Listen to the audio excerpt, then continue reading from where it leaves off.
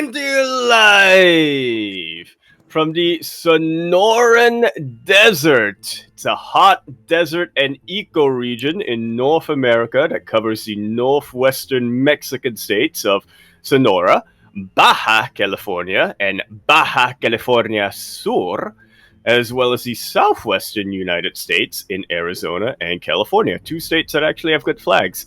It is the hottest desert in Mexico, and it has an area of 260,000 square kilometers. We are here today with the PondCast, episode number 42. I am, as usual, your host, Yaku of the Zaku, joined by El Hombre Espacial en la Tierra que tiene una abundancia de alegría, like _VIP, and as always, we are being produced by Odi Chajeche Tuber, Kitore Moje Zajdvonik du Vielu Uberov, 60 Squats and Seki, Kuro. We got a lot of news for you today. Not a lot of them good, to be honest, but some of them good. It's great. It's great. Well, what's up? Yeah, what's up? Yeah, what's up? It's great to be back once again with another episode of the PondCast. As you mentioned, we do have a lot to go over. Results of the week, news of the week as well related to StarCraft, and they just had to drop the bombshell after we ended the PondCast last week. Literally a few hours after. Yeah. Smart. So that's when they did drop it. So we weren't able to talk about it last week, but now we're here to catch up on the news, the specifically EWC and EPT news from last week. Yeah, technically two separate events, but very much intertwined with each other just because of, how big both of them were for the past, both of them were big last year, but for the most part, EPT has been big, and ESL organizing events has been big for much longer. For sure. And it was really like a roller coaster ride of emotions last week, just because I think everyone noticed and everyone was spreading the initial news, which was the fact that the EWC Esports World Cup have announced that StarCraft 2 will be a part of this year's event. So that was a big kind of surprise, or I say surprise, but like a kind of a big moment for the scene, for the community. Everyone was elated, everyone was excited, and then that was immediately undercut by the announcement from EPT, from ESL, about the ending and the termination of the ESL Pro Tour. Yeah, which, again, you can't really announce one without the other, or you can't really delay one without the other at the same time. It is the reality that we're going to be faced with, so I appreciate that they didn't delay this news at all. I think Pig recently in a video did say that this news isn't really surprising, but it doesn't change the fact that it's still really fucking disappointing. No, I wouldn't necessarily say that that it wasn't surprising, just because if you recall, one of the big reasons why this was most likely delayed is because we had assumed, and which is probably the case, that ESL, they were within negotiations with EWC about trying to push a circuit. For those that are maybe not following other esports, EWC, they have already confirmed circuits and multi-year support for other titles, right? For CSGO, for League of Legends, for all these other esports. So we assume that ESL was also trying to make that happen for SE2 as well. Clearly, now we know that the negotiations fell through. They failed to do so, but I'm sure that's what they were attempting to pull off, and I'm sure there was a chance that they would have succeeded. We don't really know the details as to what happened or as to what they were pushing for, what the demands were, and the back and forth between the two entities. But unfortunately, it did fall through. Right now, we have confirmation. It took a long time. It took 4 months since the start of the year to get here, but at least now 4 there's months no like since ambiguity. the start of the year, and about 10 months, if my math is correct, or 9 months or something like that, since the end of the last EWC. Exactly. So it's been quite some time since I'm sure they were within talks, but at least now something that we can say for certain is that now we know, right? Now we know. Now, like, there's no ambiguity about it. Now there's no guessing about it. Now it's like, okay, there's no longer like any support for a circuit. Now it's just going to be the one big event here at EWC. Yeah, which, as much as I want to be excited about the fact that we are getting an EWC. The fact that there is no longer going to be a circuit, honestly, it's something that does hit very, very hard. And overall, I don't know. Overall, I do feel like the bad news has kind of overtaken the good in a sense. Yeah, for sure, right? Because it does mean that the future is very uncertain as to what's going to happen with StarCraft. Again, a post was made from ESL going over this. They tried to express that they're not by any means like regretting like their time that they spent with StarCraft. It was really cool to see that there was some comments made by Carmack, by Apollo, and by Alex. They all had like their own little statements regarding their time with StarCraft and regarding their time supporting it within ESL as well. So it's definitely something that they have been putting together, I'm sure, for quite some time. So yeah, like the quote unquote like ESL or EPT bubble now has burst. Now that is no longer going to be a thing that the StarCraft community can kind of rely upon. Yeah, I mean, it's not just no more EPT, right? It's also the fact that there's no longer going to be any StarCraft 2 events at any future kind of ESL, or basically any ESL organizing for StarCraft 2 anymore. Yeah, exactly, right. It's the one thing we can hope for, and I think most people already said this, is that there is a chance that there might be like a StarCraft event at each EWC, right? Like they've said themselves that they're hosting an event for EWC, but they're not supporting a circuit, right? They're not supporting, as you mentioned, like a DreamHack Dallas or like an IM Katowice or anything like that. So there is definitely chances, or there is hope to be had when it comes to them featuring StarCraft again on an annual basis. Part of me maybe thinks that maybe one of the reasons, I don't know for certain, but I would imagine like maybe one of the reasons why they didn't want to support StarCraft 2 for multiple years is because of the other RTSs that are like right around the corner. And right now there is this kind of like sense of if any of these other RTSs make it big, it does feel like a lot of the pros in SC2 are like really happy to maybe jump at them and maybe switch on over.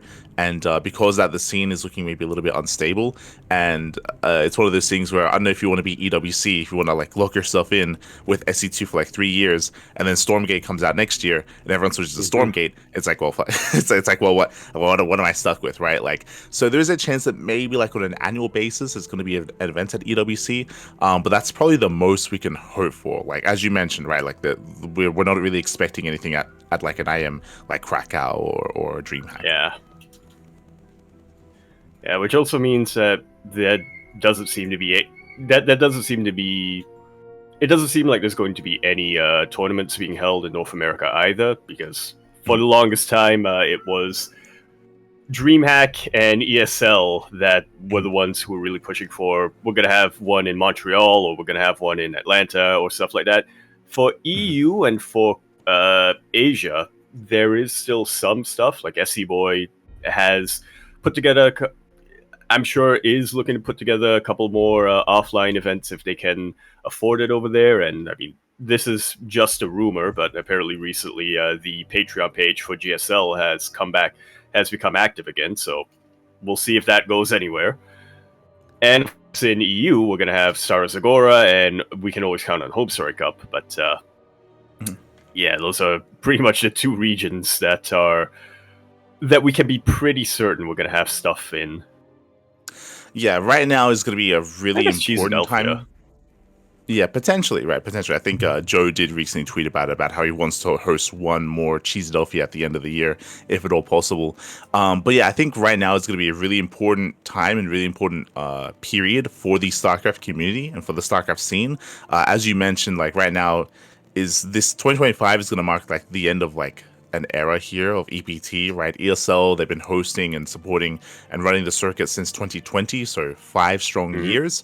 But moving on from here, I think this is when this is kind of going to be the formation here of what the future of StarCraft 2 esports is going to look like.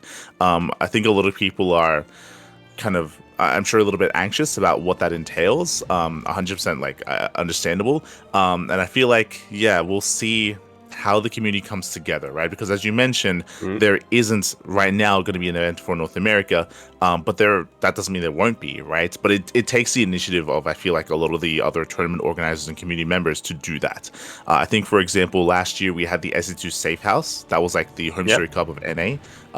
Which was organized by Zombie Grub, and that was crowdfunded as well. Like things like that, initiatives like that will have to be taking place to have these kind of events on a more regular basis. I do think we've seen a lot of success already in the sense that right now, especially during the off season, we have a lot of weeklies, we have a lot of regular events that are all funded by the community, right? Like we have Patreon set up for our tournaments. We have a Patreon set up for Yep. Thermal's tournaments. We have a Patreon for, as you mentioned, like GSL's Patreon suddenly coming back online. Wardy, he has a Patreon for his seasonal events, for like the spring championship, for like the fall championship. Like Wardy, he has his events going on. We have the Pig Slide Festival that just went on, Mhm. and it also just got funded for the next one. Like there's a lot of crowdfunded initiatives that are becoming quite successful, and I think that's kind of the thing that we have to take into account moving forward to try to host like some more regular events. Yeah, there's a part of me that's worried that crowdfunding this sort of stuff might not be as sustainable compared to what we previously had. But if it takes us scaling things down, then I'm sure most people in the community, the players as well, would probably prefer that as opposed to just there not being anything anymore. Yeah, that's the thing, right? Like StarCraft will continue, but as you mentioned, it is going to be a scaled down version of it. Because that, I think we're all expecting like more retirements. That's the reality here, is that there's going to be more. We've already been seeing retirements throughout the past year, throughout the past 2 years. So we're probably going to be seeing more retirements from players. I think you mentioned that Pig had a video recently Mhm. referring to like what the scene may Quite a look like in the comprehensive one, yeah. future. Yeah. I would I think he related it to, I think he mentioned like AoE 2 or AoE 4. I Mhm. would relate it to Brood He, War. For those that are familiar with the Brood War scene, it's a little bit more unique, and if you're not as ingrained, you may not know this. But Brood War players and the Brood War Pro scene is not actually sustained by tournaments. Tournaments and ASL, they're nice, but really they more supplement their income. Really, most, if not all, their income comes from streaming. Like all the big Brood War Pro players, they're all streamers. They're all content creators. They make a lot of money via donations and subscriptions over on Soup, on their own streaming platforms, and they compete to like supplement their income, sort of thing. Like they don't make all their money from competing, and most likely that's kind of like where StarCraft 2 is going to head as well, where it's going to be very difficult for a player to sustain themselves monetarily by just prize money. yeah. Unless you're like one of the absolute top three, right? Unless you're a Cyril or a Clem or a Rainer or what have you. But Yeah. yeah, and I would definitely echo that. I think that outside of AoE 4 and Brute War, we kind of already have a sense of what that kind of looks like in SE2 itself, right? When Mhm. I know Hero Marine has taken a step back from competing full time nowadays, but even when he was competing full time, he was still streaming a lot. You have Mhm. people like Lambo, people like Hearthstone. a lot of Hearthstone, yeah, a lot of content creators who are also very, very, very competitive. It's going to be interesting to see, though, how many more players kind of go down that avenue, go down that route, and how Mhm. many just retire altogether. If I remember correctly, Sue actually was one of those a while ago, back when he was still kind of competing. He was, when he was on a Freak of Freaks, trying to stream Mhm. as well to kind of supplement his income. But after a while, kind of realized that he wasn't the biggest fan of streaming, so yeah, I decided to just retire entirely. So we'll see. Yeah. Not every competitive player is cut out to also be a content creator, is what I'll say. 100%. That's going to be a big factor here coming into 2026. Is I think it's going to hit the Korean scene the hardest, as you Yeah. mentioned, right? Because there's a lot of Korean players that are really good at the game that they want to focus on competing and playing. I'm thinking of players like Maru. I'm thinking of players like Byeon. I'm Hmm. thinking of players like Solar. Like all these guys that they just want to practice and compete Maybe not so and much excel at the Beyond. He game. likes to stream. Yeah, that's the thing, right? Like a lot, I would say the majority of the Korean players, they don't stream Yeah. anymore, right? Like at times they were used to when they were contracted to, like back like the Splice Boys, for example, back in the day. But like Twitch, like that's not on. That they don't support Yeah, yeah. Korean players anymore, right? They don't support Gonna the have to be Korean on Soup, region, which yeah, yeah, which which I is mean not as Soup accessible for international viewers. exactly like Soup is pretty good for Korean streamers. Like they definitely when you get donations and when you get tips and subscriptions and stuff like that, it's not too bad, but it's a very limited audience that you're getting there because the reality is it doesn't work very well outside of Korea. Yeah, yeah. So I'm a little bit concerned about specifically the Korean scene, just because when I think of the Korean content creators, I think of Shin. He comes to Mhm. mind. A little bit of Nightmare, like Nightmare, he does a little bit of stuff as well, streaming and, Nowadays, and making Ryung, some YouTube yeah, videos. nowadays, Yeah, yeah. Ryung, he's transitioning to a caster. Like Ryung does a lot of casting Mhm. nowadays. But like they're few and far between. Like Bunny doesn't stream. Like Bunny doesn't do any of that. Like Hero doesn't stream. Hero doesn't do that stuff either. So it's gonna be up to them to make that switch, right? To be more adamant when it comes to streaming, when it comes to making content. If that's what they want to do, if that's I should say Mhm. what they want to, how they want to if they want to keep like competing and playing StarCraft and trying to make that how they make their full time like income, right? I want to say I that maybe Pig did mention that for the most part, like StarCraft is going to become more of like a hobbyist esports where mhm. most likely going to be competing in your free time, maybe not doing that as like your main way of like making income. Yeah. I would like to imagine that whoever joins Team Vitality, Crank would be able to force them to stream, but Uh-huh. well, we'll see about that. And yeah, it's kind of interesting that you brought out Brute War and how a lot of the top players are also streamers, and they Mhm. stream as their main source of income, and then tournament winnings are kind of supplementary for that. And then you also mentioned that the Korean SE2 players aren't really as used to that sort of thing, and Mhm. it's kind of interesting to me how that happened because, as we know, for a very, very long time, way back in the Kespa days, a lot of players just flat out weren't allowed to stream. Mhm. They had to keep everything secret. They didn't want other players from other teams analyzing their playstyles and figuring out how to beat them. Kind of interesting how the Brute War players kind of broke out of that mindset in a way, and again, we'll see if the SC2 players are going to be able to do that as well. I mean, it's been years since Mhm. Kespa hasn't been involved in StarCraft 2, and we have seen a couple of Korean players do enjoy making content and do like streaming from time to time, but like you said, Mhm. it's few and far between. They are the minority of Korean players who actually enjoy streaming and making content. Yeah, part of it is also the game as well. Like this is where it would have been really cool if Zombie had asked or interviewed Crank about this, because I remember Crank speaking on it how him switching to streaming was and streaming full time was kind of a difficult choice to make, especially streaming on Twitch. I remember he was talking Yep, about how a lot of people were kind of pushing him to stream on Afrika at the time, Afrika, for yeah. example. Yeah, yeah, and how the audience wasn't really there for SE2, and I'm sure that's a part of it. But like Crank's stream is still quite successful. He is more of a variety streamer nowadays, but he still casts a lot of SE2. He still streams a lot of SE2 as well. I want to believe that there's untapped potential there. I do think that's a big barrier. Like you were comparing like the Brood War players and the SE2 players, and I do think part of it is that right now like there was always, we spoke about it during the history of StarCraft, but like there has been a little bit of Mhm. stigma or just hasn't been as much enthusiasm from the Korean scene for SE2. So like Brood War is popping off on Soup, for example, but not really, right? I don't think there's any SE2 streamers on Soup. Crank is on Chijik. So like I'm sure that's a little bit intimidating. I'm sure maybe even a lot of the StarCraft 2 players, the Korean players, they might even think that it's not worth streaming, right? And I hope they try it. I hope they're able to like foster a scene, right? Like Ryung, like he's the first one to like step into the ring alongside Crank now. So I hope they're able to like kind of to craft their own niche and craft their own audience. Yeah, that's definitely the hope, to be sure. Hmm. Yeah, for Just, sure, for sure.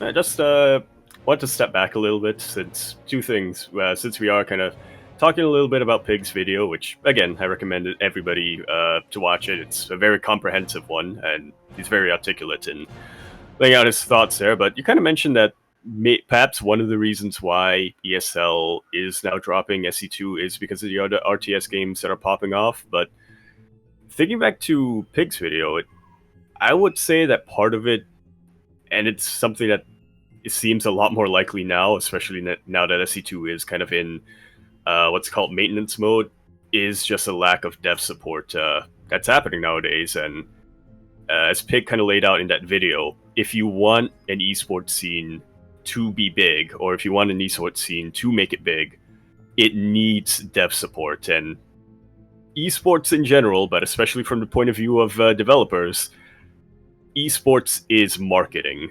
It's how can we translate this into getting players to spend money on our game and for investors to kind of invest in our new projects and stuff like that. And again, SE2 has been in maintenance mode for a very long time, and yeah, it does seem that we all kind of knew that Blizzard didn't think that there was much money to be made or much more revenue to be made from StarCraft 2. I think a lot of us were kind of hoping that Microsoft might be able to change things a little bit there, but so far it seems that Microsoft is of a similar mindset to Blizzard in this. Kind of. I think I would disagree with that just because it was after Microsoft's acquisition over the past year where, right, we had that patch that no one was expecting, two patches actually, the Heroes of the Storm update and the Warcraft 3 update, right? Like, it's possible that if Microsoft hadn't stepped in, that they would just be left unattended, right? So like I would want to say there's hope there, but maybe not the hope in that they would step in and suddenly support StarCraft 2. Like I would imagine that, again, part of Microsoft's acquisition is to get those games back online in a sense, and also to like, you know, spread the IP, which is what we heard about last week, right? To like, you know, make use of the StarCraft IP in other ways. I don't necessarily think they're going to step in and not so much in esports, start revitalizing SE2 again. Yeah, exactly. Yeah, for sure. Exactly, I can see that mindset or that point of view from Microsoft, which is like, yeah, we need this IP to keep going. We should like patch the game to make sure that people still play it at the very least, so that we actually have like numbers. Oh, sorry.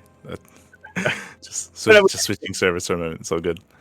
But I drop off. Yeah, as I was saying, so Microsoft does want to, have those player numbers to, at least show investors or at least show shareholders that, hey, this is still worth keeping around. We don't have to sell this just yet or what have you. But yeah, it does seem that they're not as interested in the esports side of things. So for 100%, and I do think that what you said definitely has value, especially maybe I wouldn't say in regards of ESL, but in regards of EWC. From my understanding, the esports, the people working behind the scenes on Esports World Cup, they do want not just esports titles, but they also want publisher and developer support with that as well.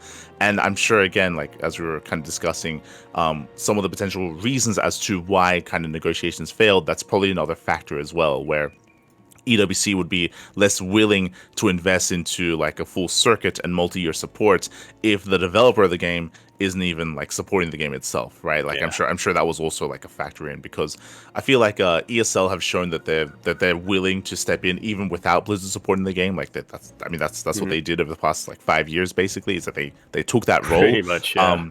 But EWC are most likely less willing to be that like optimistic, or less willing to take that chance, and more willing to invest elsewhere, right? Because they don't have the history with StarCraft that ESL has. They don't have that kind of connection, or, for lack of a better word, for that kind of passion, right? A lot of people behind. We've heard this a lot from ESL. I mean, in general, yes, esports is gonna run you at a net negative. You are not gonna make a lot of money organizing all this stuff unless you can get a lot of different sponsors and things like that. But we have heard that's a big reason why ESL was so pushed to keep supporting StarCraft 2 is just the fact that a lot of higher-ups really like the game. So yeah, and a lot of higher-ups something that we appreciate. Yeah, it's also like they probably like came a little bit from StarCraft early on as well, right? Maybe not so much anymore, but like because of that history, as you mentioned, like that definitely like goes a long way, right? and that's why we had those words from Apollo, from Carmack, from Alex as well when it comes to that, like those farewell notes. So yeah, it's definitely going to be a difficult time for the StarCraft scene, especially post EWC this year. It is going to be difficult. It's, again, as you mentioned, expect to see retirements, expect to see things downscale as well. But especially for us, when it comes to tournament organizers, when it comes to content creators as well, like, this is also an important time for us to step up as well, right? To step up and to make sure that there is something left afterwards, right? Whether it's us, whether it's, everyone else, right? Like Steadfast, Wardy, Chicken Man, Dave Testa, Pig, Euthermal, Harstem. I think now there's that much more onus on said tournament organizers or content creators to in a sense, make something of what we have. And again, I think there are good examples of that, whether it's Brood War, whether it's AoE, Warcraft 3 as well. Like Warcraft 3, they kept going, they kept hosting events even without Blizzard's support. Yeah, we're good. I think Wax Angel made a funny little comment somewhere where it's like, well, time to see if we can be as passionate as the Smash Bros. Scene. Who notoriously Nintendo has tried to shut them down over and over and over again, but they keep propping up. If the Smash Brothers scene can do it, I think we can too. Yeah, for sure, 100%. There are definitely questions to be asked when it comes to how we want to approach it as well. I know, like Wax, he floated the idea. He's like, what if we got rid of all these weeklies and like they all the prize pools came together for like one circuit or something like that. Just floating like ideas like that around, or even if there was a circuit, like what that would look like. There's definitely different approaches. There's definitely different ways we can try to take that into account. Yeah, we'll see. It's going to be a very challenging year for fans and creators alike, for sure. Fans, creators, even players. We already saw a couple of retirements early on this year, so. Yeah, exactly. One more thing to kind of mention here, which I kind of forgot about until you brought up the patch for Warcraft and Warcraft 3 and I almost said Hearts of Iron. Heroes of the Storm. Both games with HOs in them. We're gonna have to figure out how balance is gonna happen from here on out, because ESL was really the one who was pushing for new patches and for the balance council and things like that. So I would imagine that similar to, I keep wanting to say Hearts of Iron, what's wrong with me? Similar to Heroes of the Storm and Warcraft 3 Reforged, Microsoft is probably gonna step in and probably gonna insist on some patches based on feedback and stuff like that, but I don't know if the balance council is still going to be a thing. Yeah, that's definitely another thing that has to be addressed. As you mentioned, I think in the ESL statement they did say that they're no longer going to be obviously because they're stepping back, they're not going to be supporting like the more consistent changes to the game or even map pool updates as well.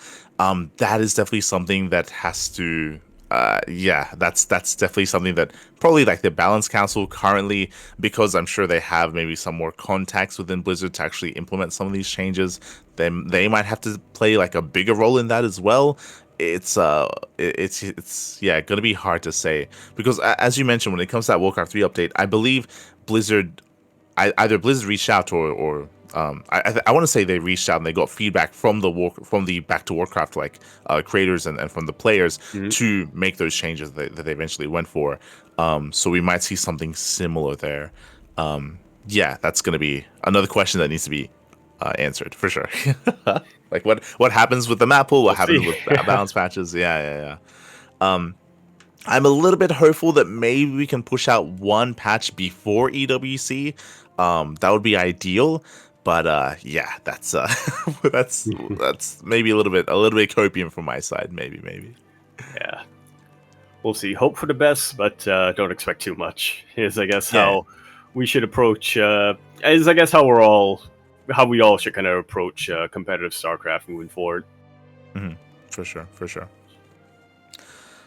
So yeah, that was a big piece of news that was kind of thrown at us last week, and everyone's been discussing it as well. Other creators, I'm sure, have also been discussing it. I know there's definitely a lot of people that are feeling motivated to, step up and to step in and to step into the ring. I think Uthermal, he recently said, like, hey, maybe I should start hosting other events outside of just 2v2 tournaments and stuff like that. Like, definitely there's room for people to step in, especially post EWC. And also, at least the players do have something to work towards. I don't think any qualifiers or any details have been released about this upcoming Esports World Cup, but I'm sure the prize pool is going to be massive, and the players do have that to work towards as well. Yeah. Hopefully the prize distribution isn't going to be super top heavy once again, but I wouldn't hold my breath. Yeah, we'll see. We'll see what happens with that. So that does lead into our next bit of news here. That is players looking for teams. Shin did recently leave Gaiman Gladiators. Classic, of course, once again, saying that he's looking for a team, and Creator as well. So 3 Korean players. I think what's important here is that most likely they will be picked up, or I should say, most likely EWC will once again kind of have that kind of clause. I think they already announced that they do have it, where if teams do compete in multiple esports, then they do get a bonus. There was like 500k or almost $1 million bonus to, for each like extra esport that they were playing in. So that goes to the organization or the team itself. Yes. So yes, it's something that will motivate the organizers themselves, or I keep saying the team management themselves, as opposed to just the players won't have to nag the players won't have to nag their managers and whatnot. I'd be like, hey guys, what's going on? Yeah. So that's that I believe is in effect for the EWC. So once again, teams are most likely to be looking at StarCraft 2 players now that StarCraft 2 is now confirmed for EWC. So it isn't just these players like Shin, Classic, and Creator. We did mention earlier there are some other key teamless players that most likely are going to be looked at. Here is the big one. Here is the big one that's currently teamless. Yeah, a lot of players who were kind of dropped from their teams at the beginning of the year, like Showtime as well. His long-time partnership with Berlin International Gaming, Spirit's another big one. Estrella, I would say Estrella, but I think there are still a couple of question marks surrounding Estrella, as in like he doesn't seem to be super active right now. So I would love for him to come back, and hopefully he will be able to qualify for the EWC. But yeah, we'll see. Gumiho is another one. Gumiho, I forgot about Gumiho being dropped by Cloud9. Yeah, for sure. So a lot of these players are once again going to be looking for teams, and I'm sure once again we're going to be seeing some of these players picked up. One thing that I will say though is that it also depends on how large the event is going to be. I wouldn't be surprised if teams right now are waiting to see how many players are going to be, like, how big is the event going to be for EWC, right? Is it going to be 16 players? Is it going to be 24, right? Like, how valuable or like are some of these pickups here when it comes to them? Exactly. How many players can they... Is it worth it to get more than just one player, essentially, right? How are the chances going to be looking like for their players to actually qualify for the event? And if there are a lot of slots, then maybe they'll pick up, instead of just one, they'll pick up 2 or 3, and so then there's a chance that maybe all of them, or maybe even just one of them, makes it through, and then they get their bonus. Yeah, exactly. Some teams might even wait until after the qualifiers, until players are confirmed to be at EWC, and then go for the players. Then which is like. It's like a chicken and egg, right? Because then some of the players who will be like, well, if I don't have a team, then I can't count on, being supported to actually go to this tournament. So I might as well not even play in the qualifiers and stuff like that. It's like, yeah, for sure.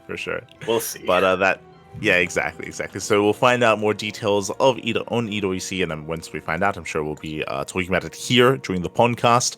But yes, we have more players that are actively looking for teams. Meanwhile, when it comes to some good news, when it comes to some exciting news here, SortOf, who has been engaged for quite some time. Yeah, I was going to say, SortOf, a competitor for quite a while. He was a member of the Team Unity team house, the foreigner team house in Seoul, a pillar of that team house, to be honest, and obviously big friend of the CranKy Ducklings channel as well. As you were saying, been engaged for quite a while, and finally, over this weekend, made it official. Yeah. Congratulations to SortOf, and congratulations to SortOf's partner as well for getting married over the weekend. We did get to see a lot of photos in the lead up to it as well when it comes to like wedding rehearsals and of course the wedding itself. And we actually didn't quite know exactly who was going. We did hear that Raynor had flown to Korea, that Lambo was going to Korea as well. But a bunch of the European players did actually head on over to be a part of the wedding. Yeah, I have to admit, it took me a while. I didn't put two and two together until Björn was kind of talking to us and be like, oh yeah, all these players from Europe flew over for SortOf's wedding. And I was like, oh, that's why. There you go. So, yeah, really. Some matters of romance, clearly. God damn it. But yeah, really exciting news here. Really happy for SortOf as well. So congratulations, SortOf joining the now many players actually that are married, referring to like Hero, Solar as well, Dark of course. Like, yeah, true. Raz, mate, Raz, he's got a mini Mario already. He's got a mini Mario, yeah. yeah. So it has been it's really cool to see, really exciting, and it's always exciting to see players like interact outside of just the game as well. Like it's really cool to see players go the extra mile and fly to Korea to support SortOf and to be there for his wedding. Like that's really dedicated and really cool. Yeah. Guess he's living there now. We have confirmation on that. Yeah. Again, it took me a while to realize, oh, that's why he's living in Korea now. God damn it. God damn it. Yeah. God damn it. Aye. And then I wonder why I'm single. So congratulations to SortOf. Congratulations. Yeah. Yeah, no, as you were saying, really cool to see the players interact outside of the game as well. We also had a tweet from Björn saying the SC2 family have gathered together in for now that all the European players have flown over to Seoul. Mm-hmm. Yeah. We'll be getting more in depth into that during the tournament discussion. By the way, there's a story involved into what's happening in that image, there's some beef. Photo. So we'll get back to it. But yeah, so congratulations. Meanwhile, that leads us into our next set of announcements here. We have a new semi-pro tournament announced from the Platinum Heroes. Indeed, we do. With the news of EWC having a slot for StarCraft 2 and ESL also now dropping the ESL Pro Tour, Platinum Heroes is going to be putting together a bit of a semi-professional tournament for players who are specifically, I had to double read this the first time I saw this announcement, specifically below 3k points on a Ligulac. That's not MMR. I did a double take the first time I read this tweet, and I'm like, semi-pro? 3k? And I was like, oh, a Ligulac, right, not MMR. So, yeah, somebody to support more up-and-coming players, in a sense, which, I don't know, I feel like 3k might still be a little bit low on a Ligulac, but it's definitely, you could definitely still be somewhat competitive at that level, I suppose. Yeah, I actually, so I'll be honest, I don't use a Ligulac at all. But is 3k, what is the cutoff on that? Like what level of player is 3k? That's what I'm curious about. You know what? We have the math. Ligulac. Ligulac.com doesn't support a secure connection. Well, I'm going to continue anyway.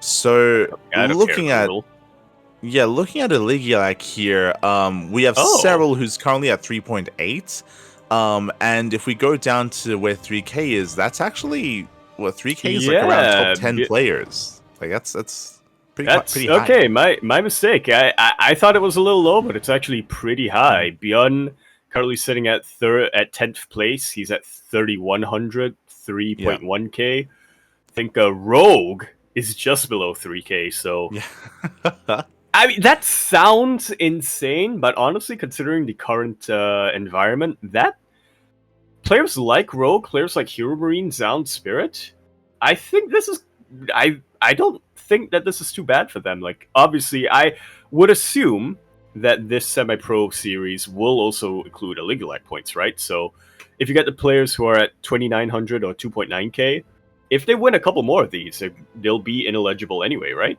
So Yeah, I'm sure they'll release details as to how they want to do the cutoff, right? Like at what points at 3K, and how they want to deal with that. That's definitely a question that they're gonna have to answer. But yeah, so it looks like basically 3K and below, we're cutting off obviously all the top players, but really only the top of the top players. the top 10, As you mentioned. essentially, yeah. Yeah. So players like Shin, Solar, Dark won't be eligible. Bjorn, Cure, Maru won't be I mean, eligible. Clem, of course. Dark's not going to be eligible for a long time. It's true. It's true. Like at least 18 months.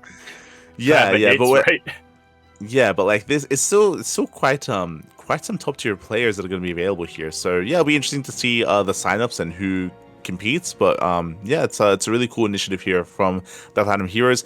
I mean, it's a little bit bittersweet because they're also saying that it sounds like they're not going to be salarying their pro team or the semi-pro team to be able to afford this. So it's a little bit bittersweet in that sense, but I'm sure they're also going to be pushing those players to play in these tournaments, right? To play in these cups. Yeah, that'll be ideal. Mm-hmm. Yeah, we actually have confirmation actually attached to this tweet. If we scroll down, looks like Goblin has decided to be a free agent. So Goblin, he has left the Platinum Heroes, and it looks like Art, Nickrat, and Eba will continue to represent them. So it sounds like Art, Nickrat, and Eba they will be their current roster. The Polish Art. There we go. Polish Art, Nickrat, and Eba, they'll still be on the team, but it sounds like the others won't be. The other Art won't be, yeah. Well, he left a long time ago. He left a while ago, but yeah. Still wild to me that for a brief period of time, Platinum Heroes had a player called Art and another player called Art. Both of them played the same race, competing at the same time under the same banner. God damn it. God damn it. But yeah, definitely looking forward to these events, and they already have the challenge page open for signups. We have Nickeract, we have Jumi taking part as well, so I do look forward to seeing some more participation and seeing this event get underway. So definitely exciting stuff here from the Platinum Heroes. Likewise, we also have a new announcement regarding the map pool for OSC Events. Voting has concluded, and they have updated their own tournament map pool. Indeed, they have. So 2 new maps, as well as 1 legacy map, going to be added to the map pool for OSC Events. Sandworm and Spirit Crusher are going to be our 2 new maps, and Oceanborn, which, I'm going to be honest, that feels pretty recent. Mm-hmm. Yeah. It's from... I'm not sure what the cutoff point for a legacy map is over at the OSC club, but I don't know, Oceanborn seems like a pretty recent one. Mm-hmm. Yeah. It's from the last tournament season, right? The most recent previous tournament season was a year and a half ago or something. Yeah, even just a year ago. So yeah, Oceanborn is pretty new, but it's going to be added regardless. I mean, it was open to voting, right? This is voted by the players, so they wanted Oceanborn back, so that's fine. Yeah, this is what the players wanted. Sandworm, of course, as you mentioned, is a TLMC map, and so is Spirit Crusher as well. So really cool to see some of the newer TLMC maps. It's what the players wanted. I don't know, Light. I feel like you give a lot of deference. I'm not sure if I'm using that word right. You're giving the players a lot of benefit of the doubt there. I feel like sometimes you shouldn't give the players what they want. True. I feel like sometimes the players don't know what they want. Sometimes they don't. But I mean, Oceanborn, it's a beloved map, but fairly balanced map, I guess. Yeah. I would agree. I would agree in the sense that I would like to see an older map here, I guess, just because it's always fun to see like the map pool shaken up a little bit, and I always love it to see like Romanticide or Jagannatha or Death Aura once again after so long. Hashtag bring back Overgrowth, the original 2-player map. Oh, no, not again. Bring back Habitation Station. But yes, the ladder map pool has been reintroduced, has been adapted. Speaking of new maps and speaking of reintroductions here, we do have the StarCraft Evolution patch that recently went live. Not just the patch, but alongside a new map as well, Death Valley. New old map. Old school map, yeah. Very classic Brute War map coming in here. You're like, mate, I want some older maps, and SE Evo, they got you covered, mate. Yo, we got some maps from before you we were got born. maps from 20 years, more than 20 years ago. Let's go, let's go. Holy shit, They heard you, yeah. I'm 25, holy shit. Oh, no. We're at the quarter of... This year is the quarter of the century? The hell? Oh my god. Now, to be fair, this is a new map. Actually, Death Valley is, I believe this map was made for either the most recent or the previous season of ASL. So, like, it's only like a year or like a couple of years old, for ASL. So, yeah, Death Valley has been introduced. I've casted one game on it, and it was like a rush, and it was an all-in. So I barely casted this map. Hell yeah. That's why they call it the Valley of Death. True. It's definitely an interesting one, and well, yeah, I appreciate that they're porting over not just like old legacy maps but new maps as well. Just quickly double checking. Yes, this is a new map that was made for ASL Season 19. It came out this year. What am I thinking of then? Cactus Valley? There's plenty of other valleys for sure. There's an old like Desert Boot War map that got played on all the time. Mm-hmm. What am I thinking of? I'm sure there's a lot of them. I'll be honest. I'm sure. They all kind of look the same. I'm sure Tech, that's what I'm thinking of. There you go. So Death Valley has been ported over. It's going to be an interesting one, and likewise, we do have a new patch once again. It does feel like every other week, Yaku, we're getting a new SE Evo patch. Yeah, they're quick. To be fair, this is not like a patch, but it's like 14.1. So it's like an additional patch. But still. Yeah, it's a rebalance to the most recent patch, I think, and we have AVAX in the chat this week, so we can actually scrutinize a little bit more. True. But once again, jumping into the balance patch notes, and as Crew did mention, it's a bit of a shorter kind of balance patch from my understanding. Actually, did we go over this last week? No, we didn't. I mean, this came out after last week's PondCast, so... Okay. I say that just because some of the queen changes look familiar, but I think they changed the queen. They changed the queen, and then they changed it again. Yeah, potentially, just because this. Okay. 24th March. So when the last PondCast was 2nd of April. But we did. Some of these changes look new, but some of these changes look familiar. You know, we'll treat them like they're new. It's fine. All right. we'll memento this. Yeah. That's the wrong movie. Groundhog So Day. we No, covered- that's also not the right movie. We covered patch 1.14, and this is the addition to that patch. 1.14.1. Okay. Yes. So we have some general change. So we have some general changes here. So we have increased the neutral assimilator gate from HP from 450 to 750. This is why I say this looks really, because I'm pretty sure we already went over this change. This is a change specifically for maps like, I want to say Troy. I don't know if you remember this, Yaku, but there are these maps that have these neutral assimilators that you can destroy to create like permanent terrain to like wall areas off. Yeah. And it will permanently shut off that area of the map, and basically like Battlefield. Mm-hmm. Yeah, exactly. And we have seen players go for strategies like go for like doom drops and like snipe those assimilators and like wall people out of their own bases and wall them out of their own natural expansions. And it's really exciting to see. But it looks like it's maybe a little bit too easy to pull that off. So they've made some adjustments. Yeah. Especially since they're bringing in new maps, right? Especially with Death Valley, that actually they get name dropped in this particular patch. So, yeah, it makes sense. It makes sense that they are looking again at the rebalancing and how to make these changes balance with the new maps as well.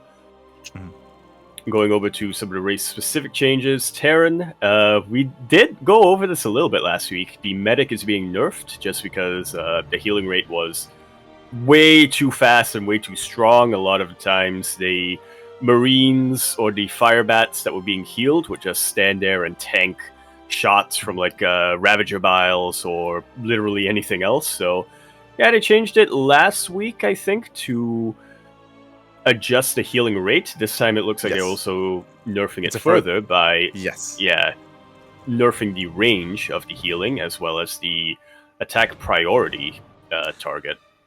Yeah. So it is really interesting to see that that they're continuing to make these little incremented adjustments so quickly. I think we spoke last time when we initially went over this 1.14 patch, like whether it's a good thing or a bad thing that that these patches are coming as quickly as they are.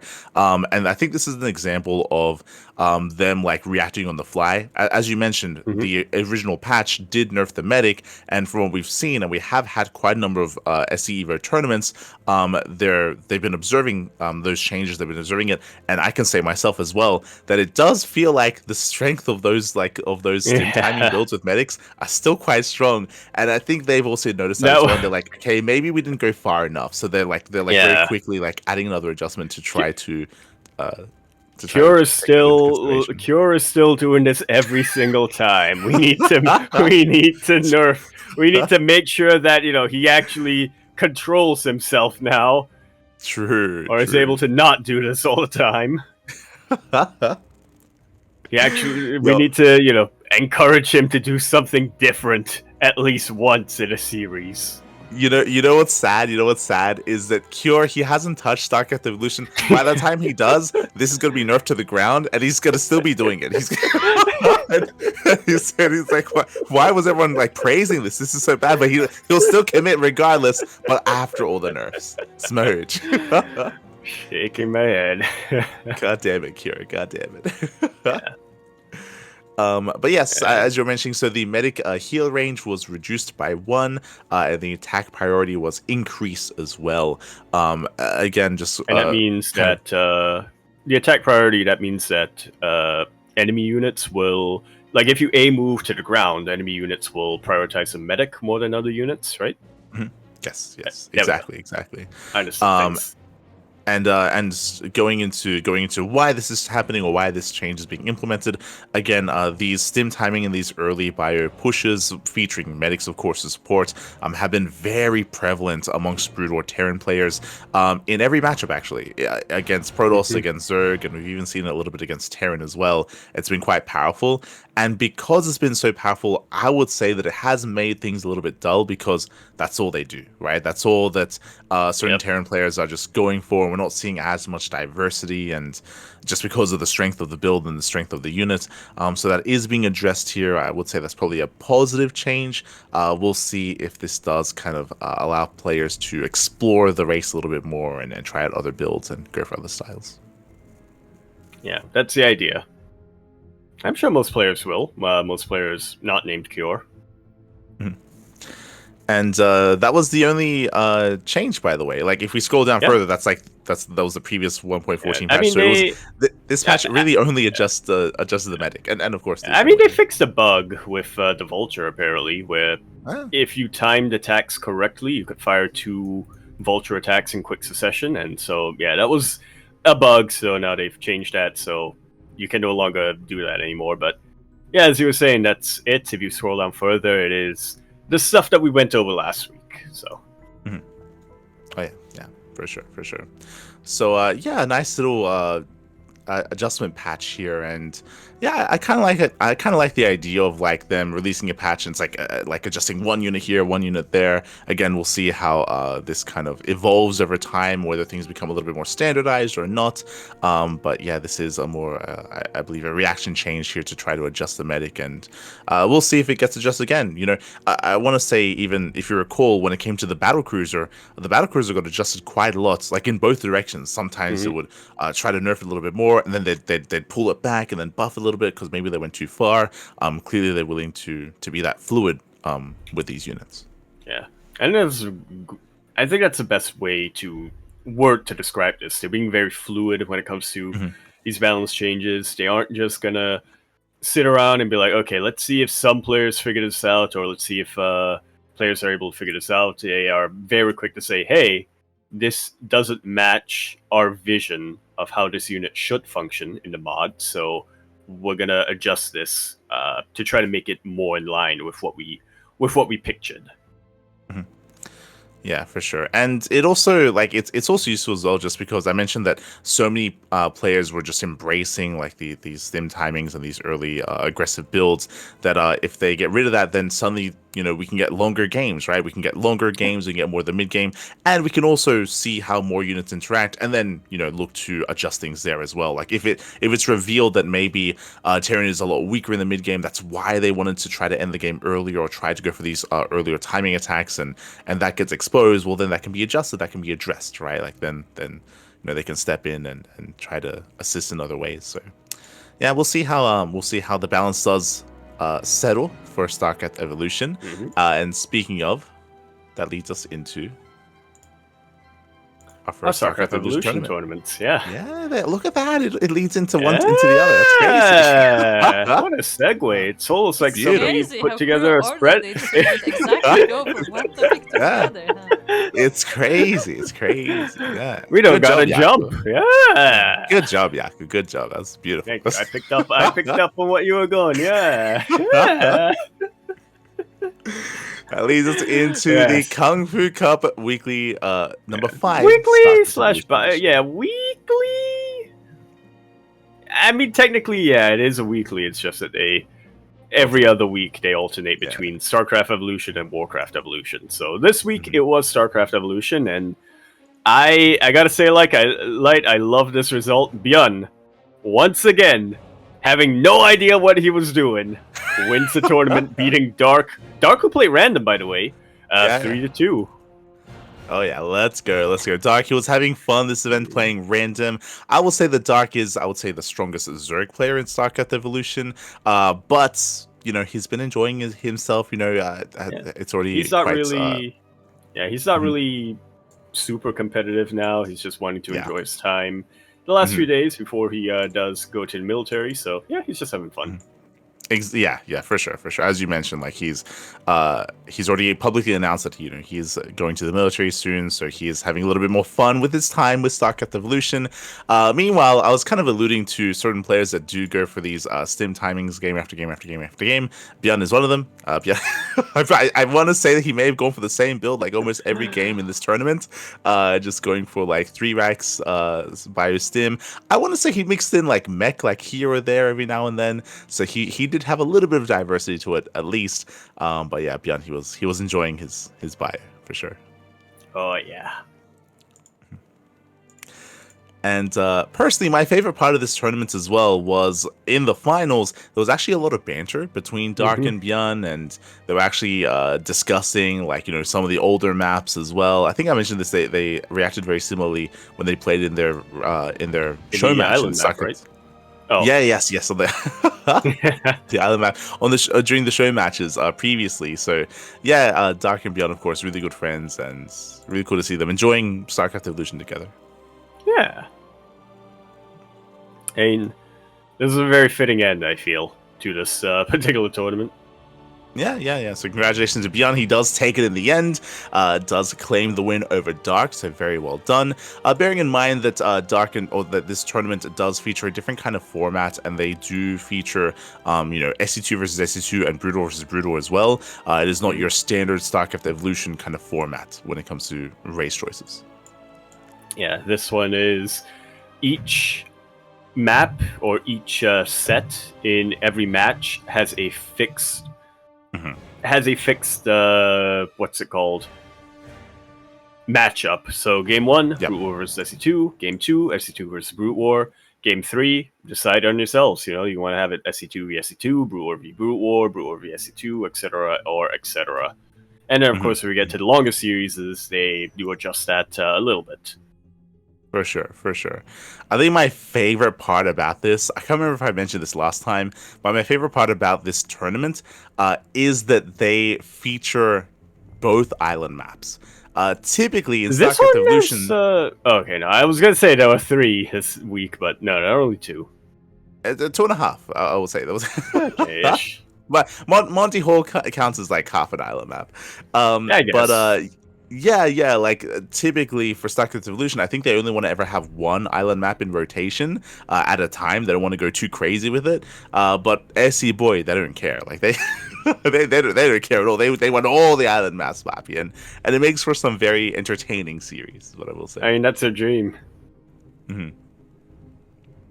Just chill out on an island.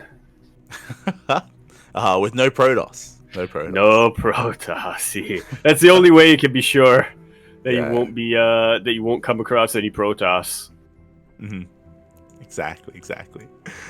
So again, congratulations to Björn, does win the KFC number 5 weekly for StarCraft Evolution. That leads us into the StarCraft Evolution League number 9. This was this week's event. I did mention previously, and I should reiterate, that the StarCraft Evolution League was a monthly tournament for the majority of this year, but recently, because of support, they have been able to increase the amount of events that they host, and now it's no longer monthly. Now it is a bi-weekly, every fortnight. Indeed, yeah, back where it originally was. Mm-hmm. Yeah, so really cool to see it kind of come back to fruition. And that leads us into the event itself here. A crazy tournament. We had Wayne popping off. I wasn't really too certain where to place Wayne when it comes to his skill level in StarCraft Evolution. I wasn't really too... for a lot of the CIS players, I'm a little bit less familiar. But Wayne, he popped off. He took down Luna C, took down Kiwian, aka TOP, and took down Classic as well without dropping a map. Yeah, only started dropping maps against Shin, who eventually beat him in those finals, but that is a very impressive result here from Wayne. Like you mentioned, Luna C was one of the top Protoss players for StarCraft Evolution. Top TOP, aka Kiwian, has been playing a lot of StarCraft Evolution, and not only playing a lot of it, but commentating a lot as well, so he definitely knows the ins and outs of this mod very, very well. And then he beat Classic 2-0. Classic, who I would place as the best Protoss player in StarCraft Evolution. So, yeah, overall, very impressive result. Even brought Shin to the ace match. Shin, who, for a while, I think I kind of considered to be the top SC Evolution player. Yeah, 100%. It was a crazy run there by Wayne. When it comes to how Wayne got there, that semifinals against Classic, that was like a 5-minute series. There we go, yeah. The Zerg equivalent of 3 racks. He 12-pool drone pulled the hell out of Classic.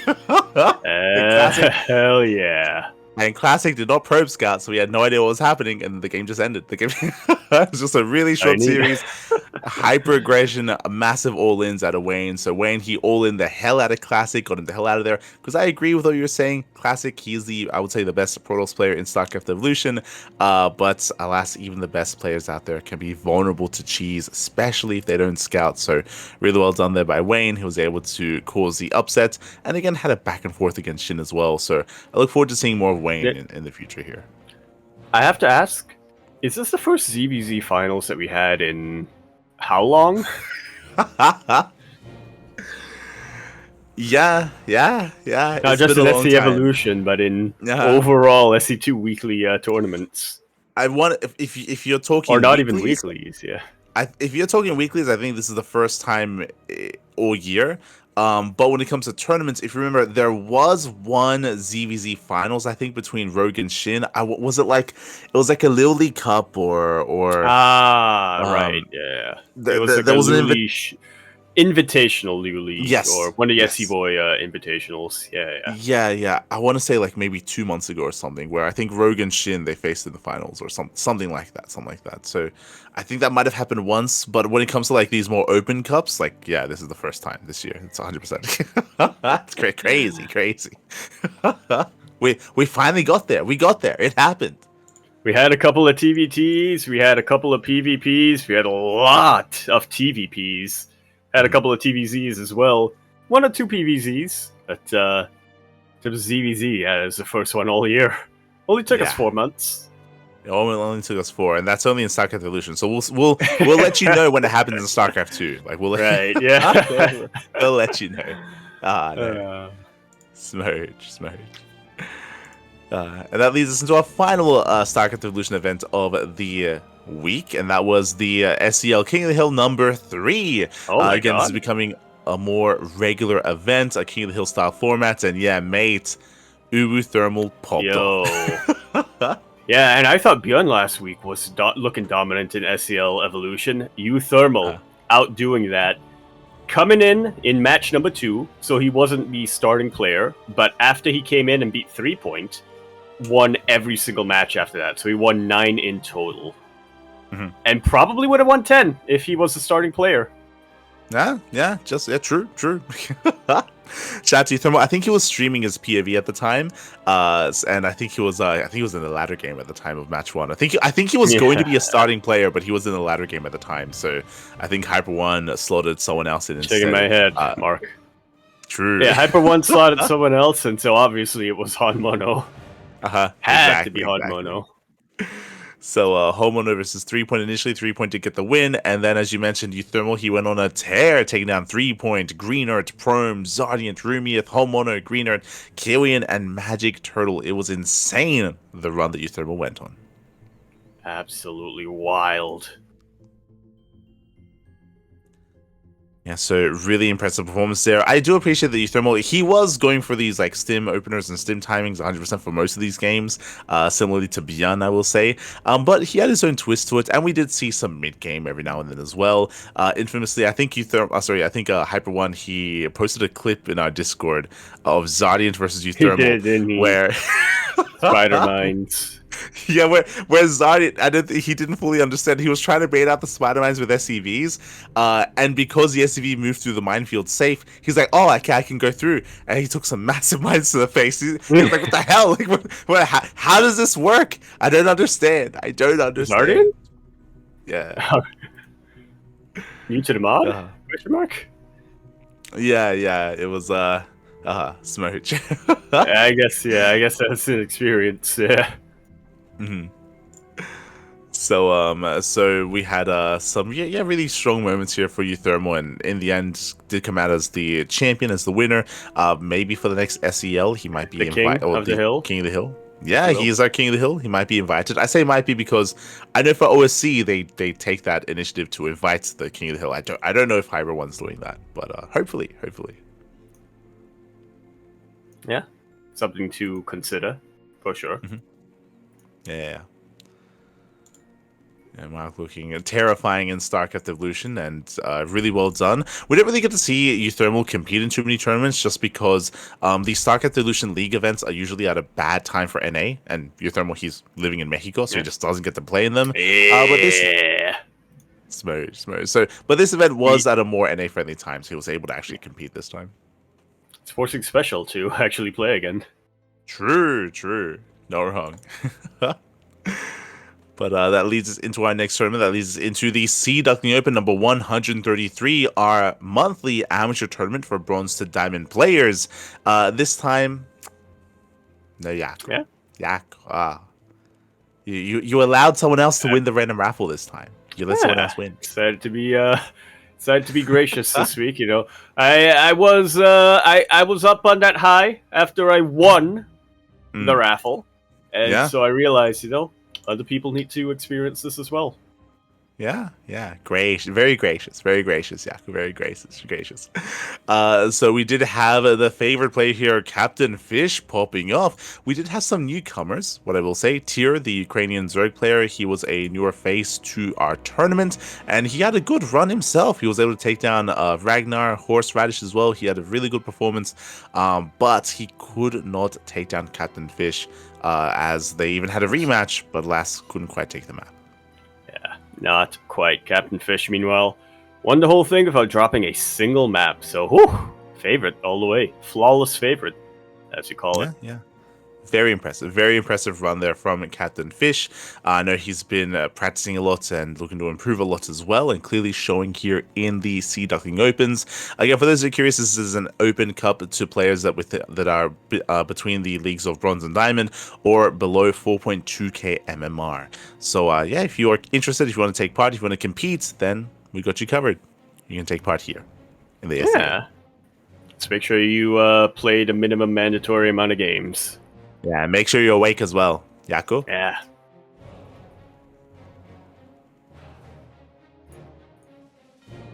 Yeah. Yeah. God damn it. That leads us into our next event. That leads us into the PassionCraft Emerging Stars number 11. Another amateur event, in a way, amateur event. But this is for 5.5k and more players and below.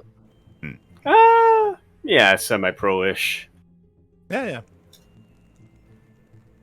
And yes, okay. So for the past couple of weeks, when it comes to these PassionCraft Emerging Stars, we honestly did get pretty surprised with who ended up winning them. We had players who we weren't too familiar with, or some of them even making their debut in these PassionCraft events winning. But this week, nah, mate, we got somebody who we know very well and somebody who we expect quite a lot from in these particular tournaments. Inexorable, the Brazilian Terran player, comes in once again and he wins it. Yeah, Inexorable, he has been very active when it comes to these tournaments, but he's been having a bit of a harder time in recent weeks and recent editions. So it's a pleasant surprise to see Inexorable make a deep run here. Takes down Nihead, takes down Defi, and takes down his final opponents there in a best of 5, 3-1. GG. Zebowek. I was gonna say you said his opponent there. I was about to call you out and be like, you don't know how to pronounce that, do you? But that's okay because nobody does. Yeah, exactly. Is that okay? First off, we have to identify: is that an I or is that an L? I think that's an L. Okay, Maybe. so it's an X.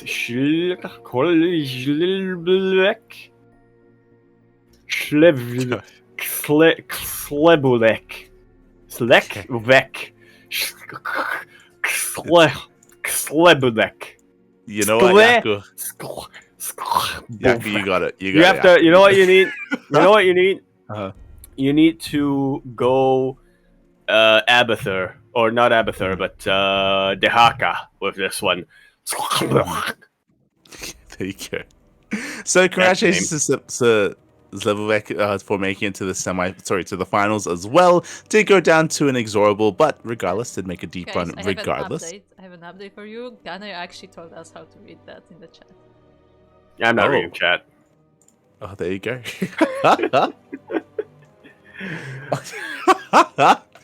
it does not read like that at all, by the way. It does not read like that at all. Helbushek. Okay. How is that a H sound? I think what's happening here is that they kind of made like Cyrillic into Roman letters without like changing them to the sounds. Because it's like on the because on the keyboard the sound would be on the X key, I think.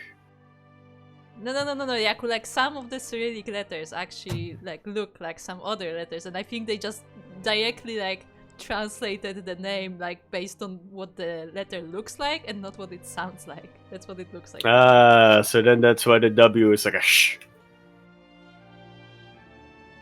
So okay, Helbushek. But you know what, Yaku, what I was being concerned by here is we're getting through quite a lot of these PassionCraft Emerging Stars. This is the 11th one of the year already, and each one qualifies a player for OSC Elite Rising Star number 15. We're still working through 14, by the way. Are we gonna get to the point where we like overfill the bracket, like because it's gonna take like another couple of months for the previous event to finish? Like, are we gonna be qualifying players to OSC Elite Rising Star like number 17 while we're still working through 14? Like, what's gonna happen? I think that's what it's gonna be, right? If you're eliminated early from 14. You can compete for a slot in 15 while 14 is still going on. And so when you have the semifinals for 14, we'll have round 2 of 15. And then we'll also have these Emerging Stars events as qualifiers for PassionCraft for Rising Star 16. Yeah, that's. Yep. I feel like we're banking up a lot of players. A well-oiled machine is what's going on there in OSC. We got it on. When one goes down, another goes up. It just works. Works. Sure, whatever you say. I'm worried we're just banking up a lot of players. We got a system. It's like a factory. It's like a conveyor belt. Exactly. It's very efficient. Very efficient. There's no brakes on this train. Well, there were, but Eddie broke them or ripped them Ah, off. Exactly. He broke the brakes intentionally. hmm So, yeah, with that, congratulations, of course, to Inexorable. That leads us into our next event. That leads us into the All Things Protoss Team League Circuit 2025 Spring Split. Oh my god! I know the ATL. They've been running events for a very, very long time, and it looks like they have just now drafted their teams, and they've begun the first round. Yeah, played off their first rounds, and just gonna skim through these teams to see how many of these players I recognize. I see Fiant over on Return to Goobers. Yeah, so from the top, we have the Baguette Crusaders. So we have a mainly name. French team, mainly French. The captain. What are you is talking about? Italian. That's all French. That's all French flags. we got a Peruvian, we got an Italian as well, but it's a predominantly French team. So we have the Baguette Crusaders. We have the Blinken Dark Templar as well, with the team captain being Gref. Is that a pun on Linkin Park? It 100% is based on the logo. It just says blinking dark and it's Templar, like on the bottom. There you go. But yeah, Gref is gonna be. It is a reference. Where's the cannon though? Because Gref, he does not make he makes cannons. That's all he does. That's who he be. So that's the name of a Linkin Park song, right? Sure. So Gref is the captain. We do have Magnath alongside him, alongside some more amateur players. Heading on over, we have the I was just gonna say we have Cinque Fromage. I was gonna say we have Deadly Kitten, who no affiliation with Team Skitty apparently. No affiliation, exactly. We have Cinque Formaggi with Lorimbo as the team captain. Oh my god! Also, hold up, Lorimbo doesn't have a Wikipedia page. What's going on? Those team members are gonna need counseling at the end of the season. They are gonna need therapy by the time the season ends. I'm just happy to see Lorimbo again because I know that he's been playing AoE and playing other games, and he hasn't been streaming as much. He's been a little bit less active. Yeah. I just see Lorimbo come back, but I do want to point out that this is a team that only has one Protoss player in it. Yeah, and everyone's off racing. I just realized there might be a rule to that, depending on your and MMR. It's Baby Marine, who's off racing. Yeah. Well, it's Baby Marine and Bonan. Bonan also off racing as Zerg. As he is usually a Protoss player, so that might be a prerequisite. If you exceed a certain MMR, you might have to off race instead, which would make sense. Let's going down. We have Feline Beyond Cocoon's End. That's based on a movie, but I don't remember which movie. Is that based on a movie? That's based on a movie. I don't remember the name of the movie. Something beyond something end. It's not Star Wars. It's not Star Trek. I feel like it's a sci-fi. The name of it based on a sci-fi movie. But I cannot remember what. It's something beyond Journey's End. Wait, hold on. Okay. I remember this. Oh, it's an anime. Never mind. I mean, I don't know why I was thinking sci-fi movie. Apparently, it's an anime, a fantasy anime about an elf. There you go. So this might be the Weeb team. There's always one. There's always at least one. Freyren Beyond Journey's End. I was gonna say that's the anime that's super popular right now because apparently it's about an old elf that's a retired adventurer. I see memes all the time where it's don't pet the elf or something. I've never seen this before, but apparently it's a Netflix anime, so there you go. That's the one that I always confuse with the other anime that also has an elf in it. There's a lot of that. No, but I mean the one that people are memeing about now. It's also a Netflix anime. Hold on. Netflix. Dungeon Mushi. That's the one. I always mix up these two, even though I always mix up these two because the elves. What's Dungeon Mushi? It's basically Food Wars. It's basically Food Wars. It's basically yes, exactly. It's Food Wars but in a dungeon. Okay. I'm locked in. You got me. You got me. It's on my log. The English version is called Delicious in Dungeon. Apparently the dub is really good, but I'm like, Prosy D I don't is know, playing man. in the tab. Oh, let's go. It's fine. Okay, Let's I'll go. watch a dub then. I'll watch a dub instead of sub then. I like pros. So we have our elf enjoyers here with Spazzy Mazzy as the leader, with Nishu, Mirage, Of course. D-Smoth, and Angrath as well. What's a cocoon? Wait. Because I assume Phaline is just, they wanted something that sounds similar, but why a cocoon? Maybe that's a reference to the anime. Maybe. You have to watch to find out. That leads us into the next team. Forced off race. I don't know if anyone's off racing though. We have Solicitus, Danilo, Echo Soldier, Patches, and Sacred Coconut. I can tell you for a fact Patches isn't off racing, so yeah. Danielle's Protoss, like Solicitus. I think maybe, he's maybe somebody didn't put it on Wikipedia. It's just races or something. I don't or know. maybe it's a meme. Maybe they just maybe it is a meme. Yeah.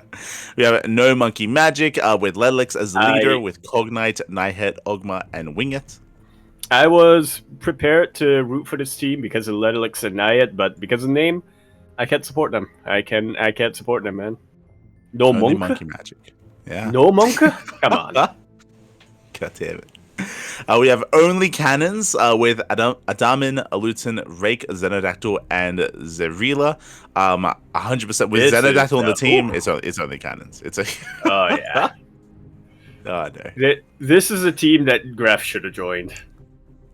For sure. 100%. We have probably overslept with Bomyoja, Franz, Goblin, Jackie, and Tixt with Goblin off-racing as Terran. Yeah. And also being the captain. True. Nice to see Jackie in here as well. Jackie, not to be confused with Yamyoi. Or Pleiades. Yeah, or Pleiades. Yeah, there you go. As up next, we have Return of the Goobers with Azaril, Fiant, Lilypad, Sebestus, and Stonester. I too misread that as Azrael. Diablo, but it's Azrael instead. Azaril. He's on the planet of heroes. I just played against this guy on the ladder today. Did you win? Yeah, I did. That's interesting. I was like, when I played him, I was like, I recognize his name from somewhere. I'm like, do I know him? Okay, well there you go. There you go. So best of luck with Fiant. Oh, yeah, Fiant off racing his Protoss. Yeah. Yeah. I gotta be honest, I did not bat an eye when I saw the Protoss symbol next to Fiant. It's like, oh right, he means Zerg. True. He has the personality of a Protoss player. He does. Sebestus is also off racing though, as Zerg. Yeah. There you go. They switch races. Which again, I did not bat an eye. Sebestus, he's got the personality of a Zerg player. That leads us into Smurf time. We have Empo, Hydra, Luilis, Marsbar, and Takwa. Yeah, I believe most of these players are off racing. Hydra isn't off racing. Okay, never mind. Yeah, but Luilis is off racing. Yes, he is. That leads into, not to be confused with the Goobers, but the Gooners. We have Phogos, Gunner, Heaven, and Flatub Thor, and Yoberg Riss. Thor, yeah, just Thor. There's Thor. Yeah, this is. I'm gonna assume that this is a debut team because if they weren't a debut team, they would have been called themselves Return of the Gooners. True, exactly. And that leads us into the Viet Cong, which does not feature a Vietnamese player. Or Kongs. No, or Kongs. With Akedon, Antikor, Dankomon, Haroku, and Ibi Ri as well. Why is Jackie not on the Viet Cong team? What's happening? Doesn't make any sense. It doesn't. Jackie, literally, he's Vietnamese and he's a Kong. Yeah.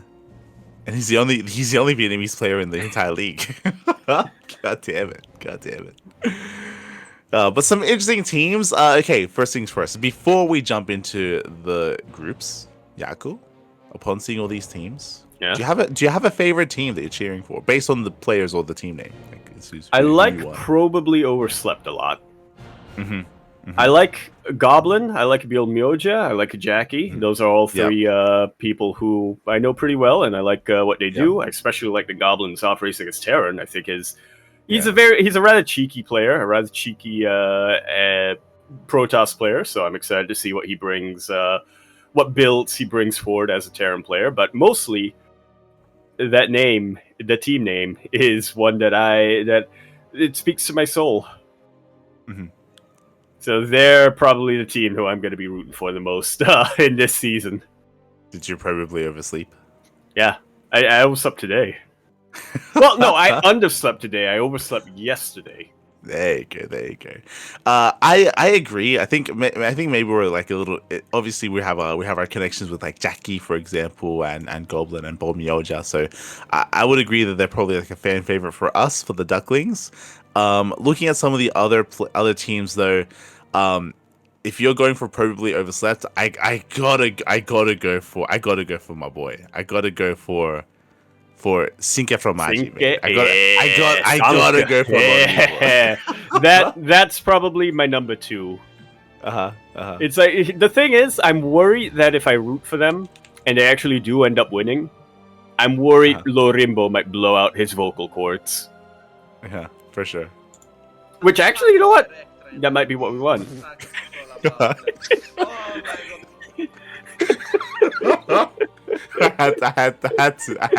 had to do it. I forgot we have a soundboard now. we do. Right, I forgot we have a soundboard. Okay.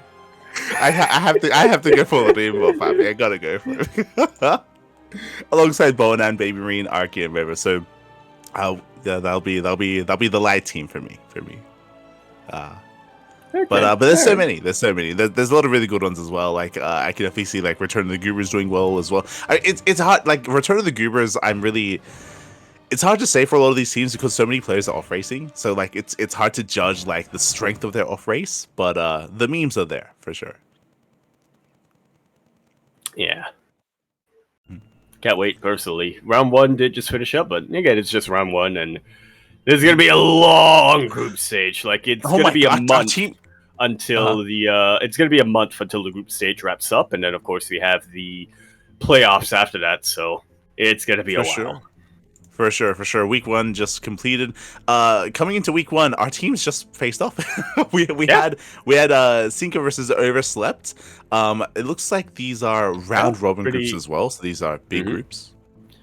Yeah, very close match between Sinke and Overslept. Both the first 2 matches that end in ties, but then Revo brought it forward for Team Cinco Formaggi. Lorimbo not playing this week.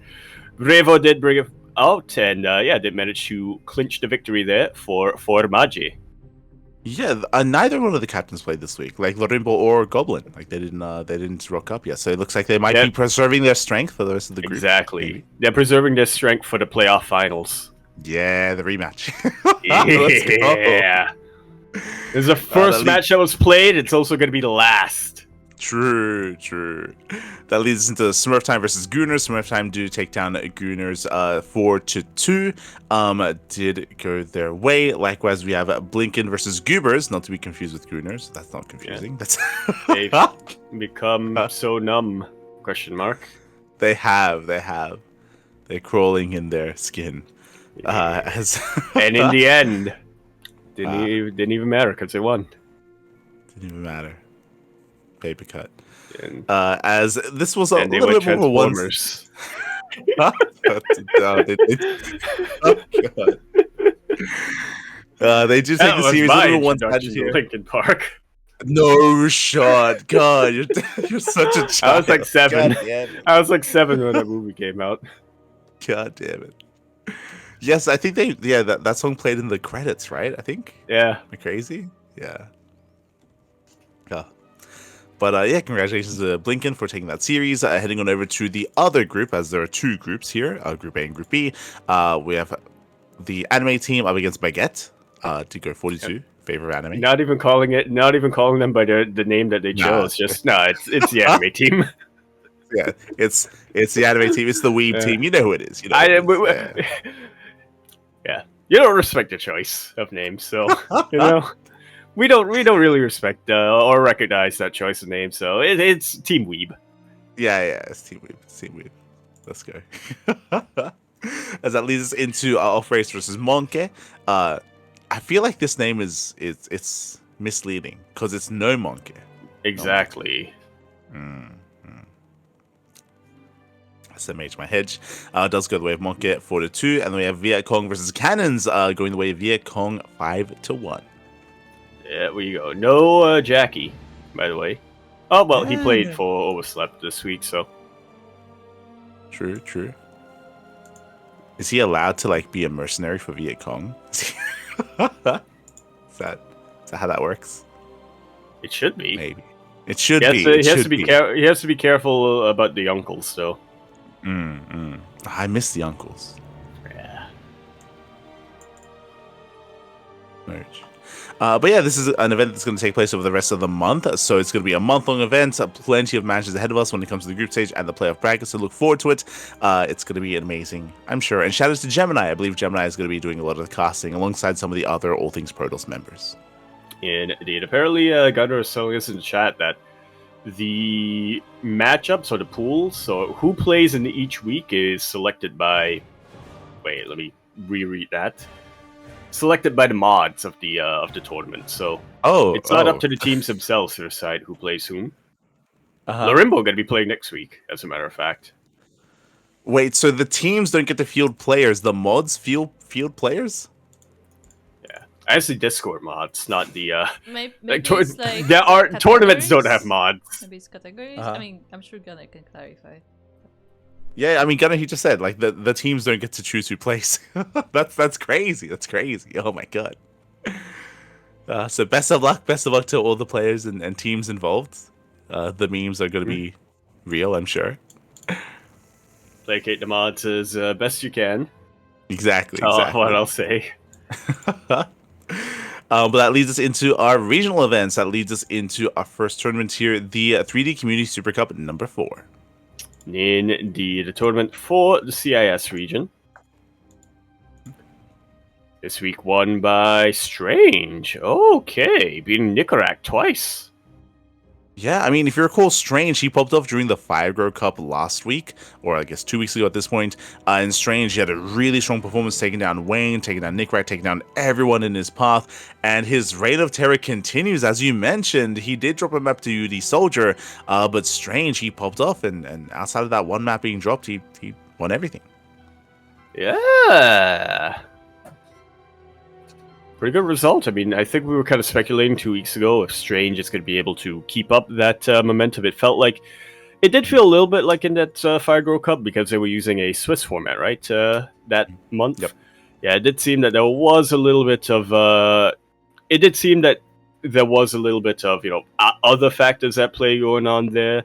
But yeah, I think this week, if there were any doubters of Strange from that Firegrow Cup, he's kind of put them to rest. Mm-hmm. Exactly. So just really strong results here from Strange, and I mean now's the time to be peaking, especially coming into potential qualifiers for EWC. So Strange is looking very in form, at least in the CIS region. When it comes to other notable results here, Shameless had a really rough time. Shameless, he went down to UD Soldier in the first round, and he got knocked out by Art as well. So yeah, Shameless, he did have, I would say, a bit of an underperformance in this event. Especially because Shameless, when I think of Shameless, I think of a PvP sniper. Mm-hmm. So the fact that he did get defeated in the PvPs is very surprising to me. Yeah, for sure. So, really strong results for UD Soldier, Art, and of course Strange for making it through, or for taking those matches, I should say. Nickrat had a good performance himself as well, bringing down Art twice in this tournament, but still does fall to Strange. On top of that, it looks like the 3D community, they're hosting multiple events. So we had the Super Cup, which Strange is the winner of, but there was also the Premier edition of this as well. It looks like the Premier Super Edition. Cup Premier League, it's what they call it. So let's go. So it looks like this is, I mean, there's still pro players here getting involved, but this is like just under the certain limitations here. Looks like they are going to be cutting it off by MMR. So basically, they get all the signups, then they do split them off based off of MMR. So you have your top 8 players in the super event, and then you have your next, I guess, 16 or 8 to 16 players in the premier event. Yeah, so not quite an invitational, but there was a cutoff point. They would only be fielding or accepting 16 players for this tournament. Yeah. So they get seeded into different events depending on their MMR. So here we did have 8 players this event. Yeah. So here we did have Mindo VK once again. I feel like I keep underestimating Mindo VK just because again he's been doing a lot of casting, doing a lot of content creation, but despite that, takes down Drostock, takes down Mitchneck, and it takes down Replicant in the rematch as well. GG. Nicely done here by Mindle VK. Like you were saying, I do normally think of him nowadays as more of a tournament organizer. We don't really get to see him compete too often, but it's glad to see that he is still in form in a sense and is still keeping at it. Yeah, he had an intense back and forth against Replicant, so really nicely done there by Mindo VK. That leads us into our next amateur event for the 3D clan. So again, it looks like they do split off like the signups here depending on their MMR ranges. And here we did have a little bit of some lesser known players. I do notice DeWalt from Brood War. He did take part. We had Airbest. We had Zebulek, who we saw earlier as well. Also. Yeah. There you go. Didn't make it to the finals, but in the end, Airbest did take the win. Just like so. Yeah, so congratulations. So yeah, really cool to see that the 3D Clan are hosting events like this, where they're trying to support like multiple facets of the community, of the tournament players. Not just the top players, but also just spreading the love a little bit towards almost all ranges involved. Yeah. Encourage a little bit more participation from lower leagues in a sense. 100%. As that does lead us here into our next set of tournaments. That leads us into Code for Giants Cup number 23. Indeed. And we actually had PvP finals this time. Okay. Normally I feel like we don't really see mirror matchups in the Code for Giants tournaments. It's usually, Eric versus Inexorable, or Eric versus Master, or Master versus Inexorable, or any combination of all of that. But yeah, we do have this time it was Master versus Allison in our grand finals. Yeah, we had a crazy result here. So Eric, he wasn't involved. This time, Eric was not involved. Also, I should emphasize as well, I think I might have mentioned this last time, but I was asking Inexorable why he was inactive. Because Inexorable, he actually has been missing for quite a number of Code for Giants Cups and Amantis and StarCraft as well. Inexorable did explain that he was busy. He was unfortunately busy with studies. He was doing exams for university, exams for college. So he wasn't able to focus as much on StarCraft, but now he is back. He's back in full swing. Despite that, Allison popped off. Allison took down Inexorable and took down Kamikaze as well to make it to the finals. Crazy upsets here. Allison is a strong player, is a GM, of course, but is typically not making these deep finals runs. Yeah, but didn't make it all the way to finals this week, so impressive. Beating Inexorable as well to get there. Yeah, really impressive performance there by Allison. I can say that Allison did cheese the hell out of Inexorable. I want to say one game went proxy 2 gate, another game went for a 2-base Glaive Adept all in, and another game went proxy Immortal. Yeah, Proxy Robot, Proxy Immortal, 1-base all in as well. So nothing but cheese, nothing but aggression. Allison is a very cheesy player. Did cheese out Inexorable, did cheese out Kamikaze, but was unable to cheese out Master. Yeah. Master, he is the top Protoss player in Latin America for a reason, and that's mostly because he knows how to deal with all the other cheeses out there. Very cheesy region. Oh yeah. Especially. I mean, from Allison, from Turkey Dano as well. True. Like thinking back on some of the other Brazilian players. So Master, he was very in form and looking very impressive. Was able to bring Allison down. So congratulations to Master. Shout out to Allison for the deep run, and I look forward to seeing more of Inexorable in the future and seeing him improve once again. Yeah. We'll keep our eyes peeled. For sure. That leads us into the HSL, the Hispanic Star League. Yes! It has been a while since we've had an update on this, as it took a while for the groups to wrap up, but the group stage has finally concluded. Indeed, it has. We actually have a playoff bracket as well. So the last time we went over this, I think we stopped at Group D? Yep. Or Group E? Somewhere along those lines. So, yeah, we were also kind of looking at the other groups and looking at the other players, and for the most part, it kind of went the way we expected. Vortex and Ryojin making it out of Group F, Davo and Hunter making it out of Group G, with Eon and Louisbourg making it out of Group H. Yeah, when it comes to Group F, I would say was the group of death. Like, there was some big names here. We had Vortex, Ryojin, Draconics, Neo, and ShiftClick as well. So, very intense group, very back and forth. It was very exciting to see Vortex again. We did speak on this like last week or maybe the week before. Vortex, he is a legend in SE2. He has long since been retired. And right now, he does focus on Age of Empires 4. He's a content creator and a player in AoE 4 instead. But he did return to SE2 for the first time in many, many years to compete in the HSL. It was great to see him back. He had a unique style as well. He played a lot of Muta in these EVTs, a lot of 2-base Muta, 3-base Muta. Very out of meta nowadays at the pro level, but to see Vortex rely on that again, it was very nostalgic. It was nice to see. Yeah. Still able to pull it off. Still shows that, if your fundamentals work really well, you don't have to be super concerned with the meta. 100%. When it comes to some of the matches, I do recommend Vortex versus Draconics. It was a crazy TBT. Like, we had Muta versus like mass like Thor, Cyclone. Like, Draconics, he was meching it up hard, but also like a really unique form of mech as well. Like, it was crazy to see them face off, and it was very close. 3-0 in favor of Vortex, but still very tense and very back and forth. And yeah, it was a great group to indulge in. As you mentioned, when it comes to the other groups, a little bit more to be expected when it comes to the results. Some of the bigger names do make it through. Another big group that was really hard to call was Group D. I don't know if you saw, but in Group D, we had Mute, Bombilla, and Luciano. Luciano is another big name and barely didn't make it through. Just barely. 1 point away from tying there with Bombilla. Exactly. So it didn't quite make it through.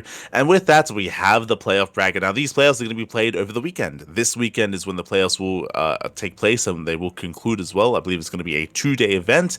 And we have our round of 16 set up for us.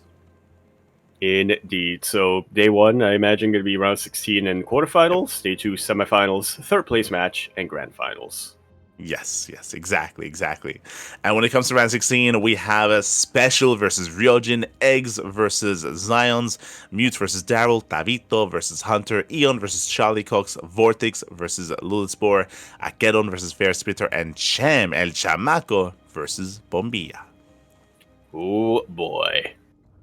Plenty to look forward to this year. Yeah. Do you have any predictions? Do you have any predictions here for how you think this tournament is going to progress? What do you think will happen? What do you want to happen?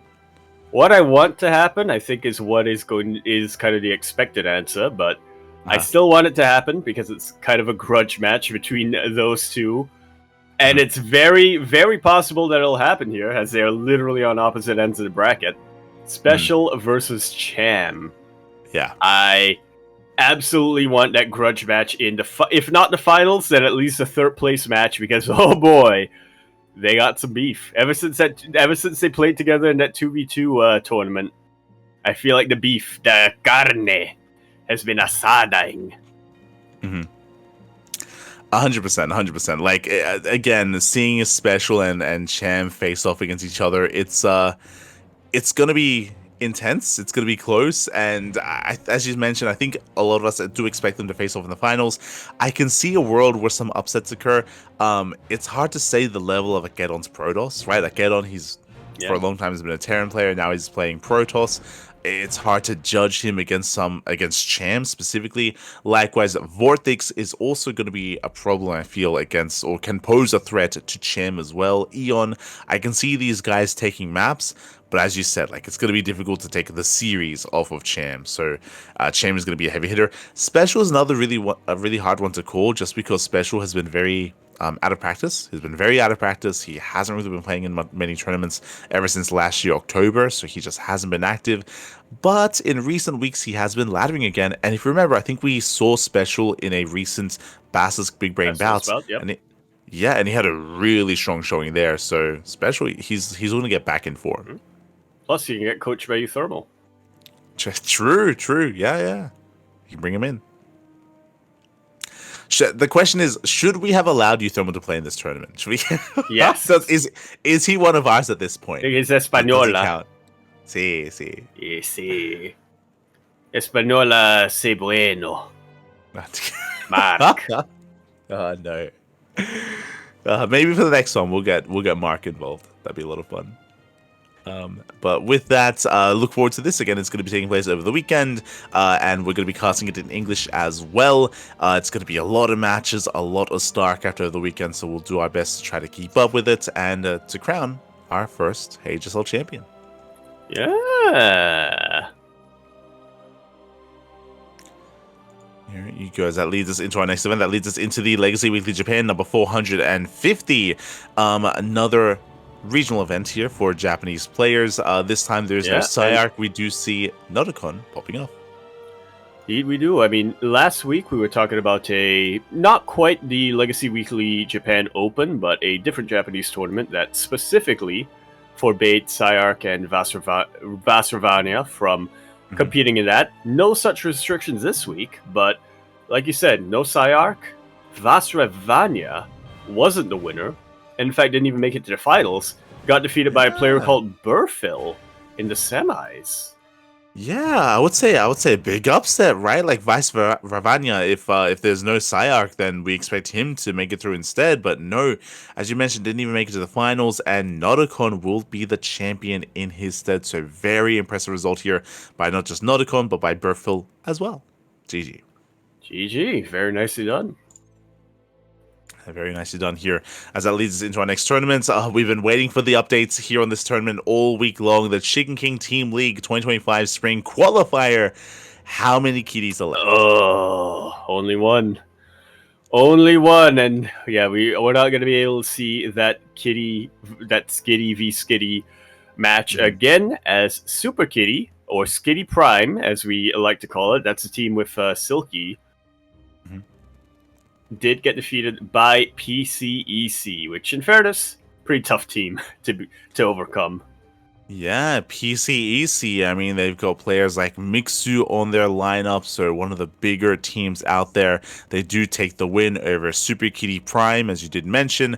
So now Super Kitty number 2 is the only Super Kitty left in the qualifier. I mean, is the only one left. The others, they've fallen. In the tournament. Yeah. Do you think it's because Skitty 2 was the only one to beat another Team Skitty? They absorbed the power. Yeah, they did. They absorbed the power of the kitty, so they have their chance against PCEC. Meanwhile, we do have Rookie Warpgate. They take down Team Kauda 4-2 as well. So Kauda, they are out of the tournament. Rookie Warpgate, they do face off against Protoss the Best in the qualifying match as well. Yeah, 2 more qualifying matches, 2 more qualifying slots, or slots, either work. I kind of combined the two in my mouth a little bit, so came out to slots. But yeah, 2 more remaining for that regular season and for that main event. Yeah, so best of luck. I'm sure we're going to be getting updates next week for that for the qualifiers. So best of luck.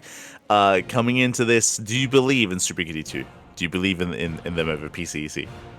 I got it, right? I believe in Mixu. We need at least but one I feel like kitty we need at least in one the main event. Yeah, yeah, for sure. It's not going to be easy. Not going to be easy, but best of luck to Super Kitty. Likewise to all the other teams involved. That leads us into our next weekly tournament of the Sunrise Cup, number 195. This time we do have a more notable or recognizable name here. In the previous weeks, we've had some more up-and-comers like Take the Win and Pop Off. This time, Nanami Chiaki fights back. Indeed, he does. One of the more consistent players nowadays, I feel.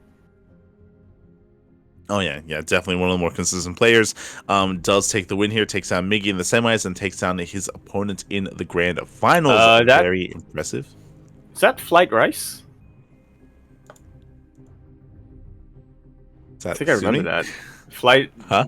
That's the opponent's name. Flight Rice. I think. Flight or fried rice? Flied. Because that first character is like bird or something. Ah. Or fly. Or maybe flying rice? Yeah, potentially. That's what I remember. Okay, I think we've encountered this name before. Apparently, no, that's Wintermelon. Yeah, that's Wintermelon. It's the Tsukino Shika. I should put like a I think I have someone disclaimer on else. screen. Do not believe any of Yaku's translations. According to Google, do not support us. Google detects the characters as Japanese characters. I think we went over that last time as well. I don't think they are, but okay. Yeah. But regardless, Nanami does take the win. Does take the win at 3-1. So congratulations. Again, Nanami is no stranger to taking these Sunrise Cups. So very well done. But again, I do appreciate that we always have some solid signups here, and we do have a lot of players threatening Nanami from time to time. This time, of course, it was the Zerg opponent. GG. Yeah, GG. Wintermelon. There you go. As that leads us into our next event, that leads us into the Super Sevens 37, a best of 7 show match. A lot of Terran this time. We skipped one, just so you know. Oh wait, so my apologies. The Super StarCraft Global number 17. Yeah, a lot of Terran this time. My brain didn't register which numbers you were saying. I was like, okay, yep, let's go into the thingy. Yeah. As you mentioned, a lot of Terran. We did have once again the Mountain Boys face off in the first round. Smurge, Creator, and Beyond. They did face off in the best of 5. We had Gumiho versus Bunny. What I appreciate the most though out of this tournament, a lot of ace matches here in the first round. Yeah. Beyond beating Creator, but that was a 3-2, and Gumiho beating Bunny, but also a 3-2. Yeah, very close matches. Very close, very intense. In the end, Beyond did claim the win, takes down Gumiho 4-2. Does take the win here and does claim that best of 7. A very impressive result there by Beyond, taking down both Creator and Gumiho. But again, just some really competitive matches overall. Yeah. Great to see, especially if you're a Terran fan. Yeah, so GG, well played. Especially because TVT is a matchup that we rarely get to see nowadays in Open Cups, so really fun to see them featured here as well. Gumiho often doesn't compete in Open tournaments nowadays, so it's great to see him featured in not just that Invitational, but this next one as well, with Super 737, Gumiho rocking up once again. Yeah, defeating Nightmare this time, 4-2. Yeah, so when we did have our best of 7 here, Nightmare is one of those players that did take a break, but recently has been returning. Part of it may also be because of the EWC announcement. So great to see Nightmare does return. Did have a bit of a shakier start here against Gumiho, but again, it does feel like Nightmare is still kind of shaking off that rust and regaining his skill again. Yeah, slowly but surely. So Nightmare getting back on that horse. Meanwhile, we do have our next big brain bounce here, number 92, featuring some old school players once again. Yeah, this week the theme seems to be Americas versus, or I guess Americas battle overall. I was going to say Americas versus the world, but then we get the Future versus Mutant. They're both Americas players. And of course the main event, Scarlet Re Special, so... Yeah, just America's all around here, as you mentioned. So we had Patches versus Hacker is Top in a TV random. Did go the way of Hacker is Top. We had Gunner versus Eric. Eric does take the series Our very own. 3-0. Yeah. We are true, our very own Duckling. We have Future versus Mute going the way of Future 3-1 as well. And as you mentioned, we had the starring or that final match here. That's main event Scarlet versus Special. Which did end up going in the way of Scarlet. I mean, we were talking a little bit earlier on about speculating as to Special's skill level, and this may not really bode too well, but of course, Scarlet, she has been active this entire time, and she has been practicing this entire time, so maybe not as worrisome if you're a fan of Special in that HSL. I would put a caveat on that. Just like Special Scarlet, last time she competed was August of last year. So Scarlet has not been competing, has not been playing either. Just she like played that Special. SC Evo match against Bjorn. True. I say recently, that was also months ago. That was also that was released recently, but that was recorded months ago. So yeah, Scarlet, just like Special, has been on a hiatus. Scarlet did recently play in the Boomer Bash, if you remember. She was invited. That was her first time. That was her first time back. That was her first time back since August of last year. So it was great to see the return of Scarlet for both the Boomer Bash and the Big Brain Bouts. So with these returning players, we do see that Scarlet is more in form than Special, than Juanito. And hopefully this is also maybe a bit of a wake-up call because, again, Chem, I'm sure, is also going to pose a threat. So this does I'm sure this will kind of motivate Special to get ready and prepare for Chem. Yeah, hopefully, anyway. Oh, yeah. So congratulations to Scarlet. Likewise, congratulations to Eric, Future, and Hacker's Top as well. Very impressive performances here.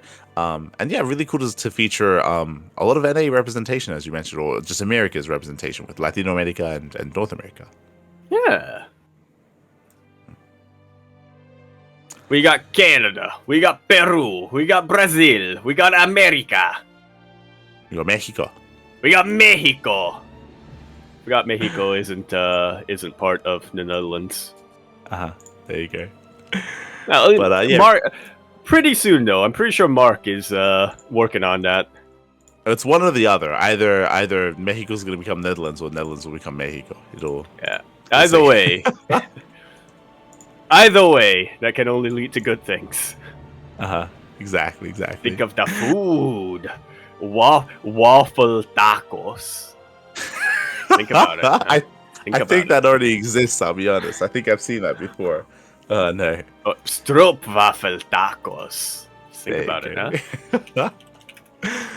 But that leads us into our weekly events. That leads us into the OSC King of the Hill weekly number 205. We do have this time no... oh, never mind. I was going to say there's no one that went on a big win streak, but no, never mind. It's Solar. Solar did pop off.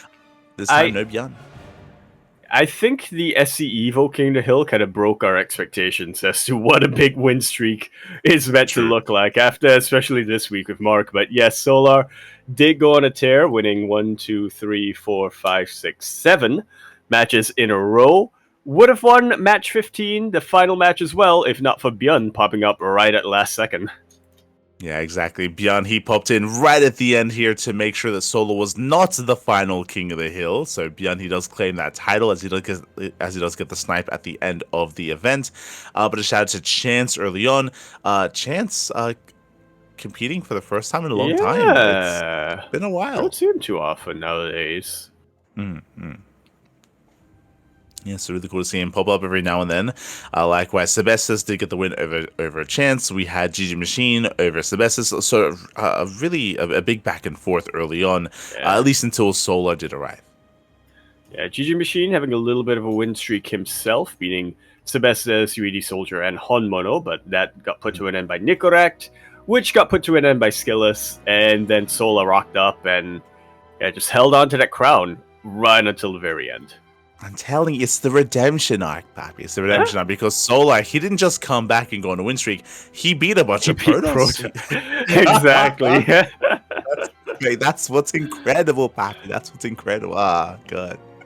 Solar, Gerald, Jumi, Creator, and Shameless. Yeah, those are the Protoss players he beat. Exactly. This sparks joy, Papi. Okay, Sola, he has a smile on his face after this. He may have He gone down to Beyond at the end, you but you he know went what it down smiling. was? He went to Mhm. match 15. He knew it was the final match, and he knew he wasn't facing a Protoss player. So he was like, "Okay, my work here is done." Yeah, exactly. His life goals have been completed. He can leave a happy man. GG. So congratulations to Beyond, of course, for claiming that final win, but shout out to Solo for going on that massive win streak. Again, OSC King of the Hill is a unique best of one style format, and it is a weekly regular event. I'm sure we'll be seeing more of this in the coming weeks. That's the idea. That leads us into the KSL, the Korean StarCraft League number 72. This is a bi-weekly tournament. Every 2 weeks we do feature the KSL, and this time we had a very, very impressive result here as Kyor did Quite pop a off, few, taking yeah. down Creator, taking down Byeon, and taking down Rogue. Yeah, taking down Rogue for that victory in the end, but also a couple other big results. I mean, Rogue, it's been a while since we've seen him in the finals. Lemon popping off, making it all the way to the semis, and even taking a map off of Rogue. Beating 3-Point in the first round, I'm now realizing. So, yeah, really impressive results all around in this KSL, but of course, could only be one champion, and it was this week, Kyor. Yeah, Kyor, he did pop off in those finals. Rogue was looking impressive against the Protoss opponents. Against Classic, he was able to take down Classic 2-0. He was able to take down Lemon as well. But in the TVZ, Kyor, he was a beast. He was hyper aggressive. He was very in the face of Rogue, and Rogue just could not get comfortable. He could not get into a solid mid to late game. He was able to one of those games, but only in one. So a very impressive performance there by Kyor. It was great to see, as you mentioned, Rogue once again, just because he is not the most active of players, and does make it to the finals, but Kyor does take the win. Yeah, and especially now that Dark is going to the military, right? We need more Zerg players, and especially more Korean Zerg players to kind of fill that and make sure that there is some Zerg representation in these tournaments. So Rogue showing that he's still got what it takes to at least make it all the way to a finals. There you go. It does show that he has what it takes. That leads us into the Hatchery Cup number 14. This is the first Hatchery Cup in a year. It's been a long time. Hatchery Cup used to be a monthly tournament. The previous Hatchery Cup was back in 2024, back in May of 2024. So it's been just under Almost a year since then. yeah. Yeah, just under 11 months.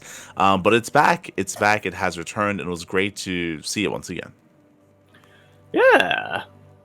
Good to see it once again, and great to see the players who signed up for it as well. Got a nice little big variety coming in here. Another Zerg player make it to the finals this week. Week of Zerg?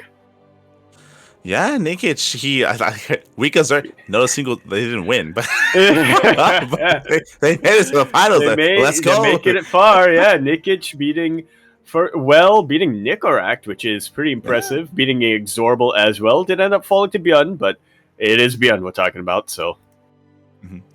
Yeah, Byeon, he had a really strong performance here. I was most impressed by Shameless. Shameless, as you saw, he was the only player to take a map off of Byeon, so really impressive result there by Shameless. And this is the Shameless that we more expect to see, right? Shameless took down Arch, took a map off of Byeon. He did have some rough showings in the previous results that we went over, but here he was a force to be reckoned with. Indeed, even beating an Exorbital in that third place match, so yeah, showing that he is still a PvP sniper, but he's also more than that.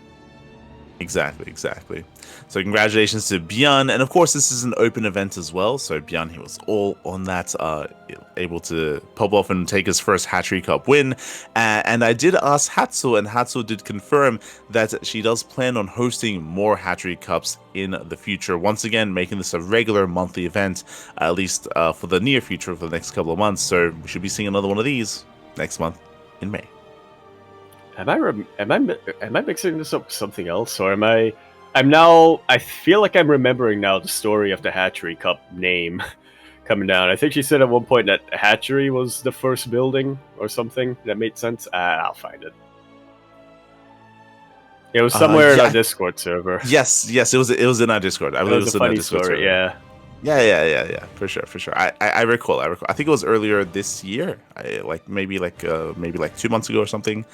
But yeah, Hatsu did bring back the Hatchery Cup, so it's great to see it return. And congratulations to Byeon for taking the win.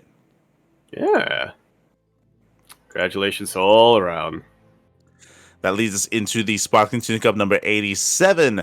Leads us into our first set of weeklies here. And this was an intense tournament, and we did feature a new player to our tournaments, Showtime. Showtime, for the first time, he did compete in the Tunic Cup. Indeed. Almost walked the Royal Road. Yeah. Very, very close. Almost walked the Royal Road, almost walked the Lonely Road, but will have to settle for coming in second. Yeah. I mean, he had a really strong performance. He took down MinoVK, Captain Fish, and Skillus, all 2-0, or I should say 2-1 against MinoVK. We almost had another Skillus versus Beyond finals. I want to point that out for the Sparkling Tuna Cup, but Showtime put a stop to that. And made it all the way to those grand finals to face Beyond instead. He did.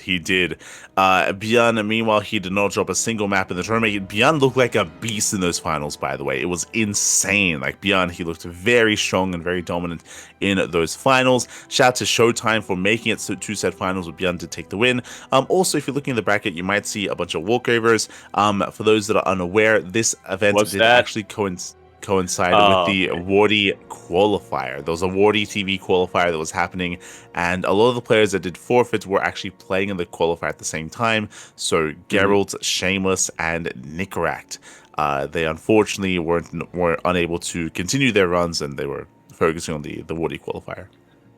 Yeah, makes sense. Good to have confirmation there. I was gonna ask, like, wait, did this tournament coincide with SortOf's wedding? So it had to go. So Geralt had to, and Shameless had to go get ready for it. But no, I don't think that's the case. Yeah. I would love it if this did coincide with the wedding. That we had Shameless, Geralt, Nicaract going to the wedding, and Showtime was also at the wedding, but he was pulling a zest. He was playing from the venue. They were at the reception table. He had his laptop out. They were like, "We're about to serve the food," and he's like, "No, one second." So man, I gotta knock Skillus out of this. Like, I gotta deny him the entry into the finals. I got this. Let's go. And then you get like a bunch of guests like behind him, like all cheering for him to knock out Skillus. Yeah. and then he wins, and it's like, all right, sort of. Here's my wedding present to you and the bride. Trophy. I mean, it was the same week. It was the same weekend. You're not wrong. It was the same weekend of the wedding, so it's possible. It's possible. Showtime. God damn it. Yeah. SMH. But congratulations to Bjorn, of course. And again, hopefully we get to see more of Showtime in the coming weeks in our tournaments. Again, we've slowly been attracting more and more players. This was also the very first Sparkling Tunic Cup that did feature an extended map pool. Sorry, I meant to say an extended prize pool. For the first time, we were able to pay out top 4 instead of just top 2. Indeed. So Geralt and Skillus, still going to be able to walk away with a little bit of prize money. Exactly. So thank you so much to all the supporters on Patreon for allowing for that to happen, for growing our events, and for getting to the point where we can pay out even more players. Thank you. Kamsa. Yes. As that leads us into the Wardy TV Mondays number 30. This was the following day. Of course, this was this Monday. We did have this was after everybody was hungover from the wedding. Exactly. And Hero, he popped off, mate. Oh my god, not dropping a single map here in this tournament, not even in the finals.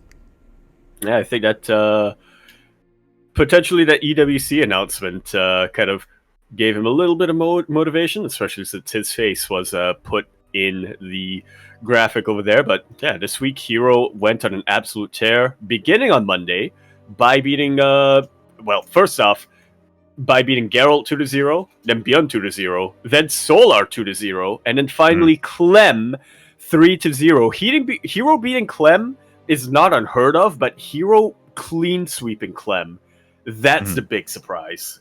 100%. I remember casting this tournament and saying that to begin with. I was like, okay, they often go back and forth. I'm going to be favoring Clem coming into this, but I don't expect a 3-0. And then bam, game after game after game. And these were like pretty fast games as well, is what I will say. Like, these were fast, these were aggressive games, and Hero, he just popped off. It was crazy. As Hero, he was kind of speed running his way through the tournament and knocked Clem out. And I remember stating at the end, I was like, damn, Hero, he was looking very good, very strong, very impressive. Clem is still, of course, the reigning world champion, and I expect a rematch in the Monday Night Weeklies. Oh, yeah. And we got a rematch. You mean next week? Or, right? No, wait, Monday Night Weekly, not what? Yeah, Monday night. Yeah. So many Mondays. God, I hate Mondays. Yeah, so Monday Night Weekly was 2 hours later, 2 hours after the end of the Voice TV Monday. Bam, you get the European Weekly instead, and we did have some players staying up and playing in both events.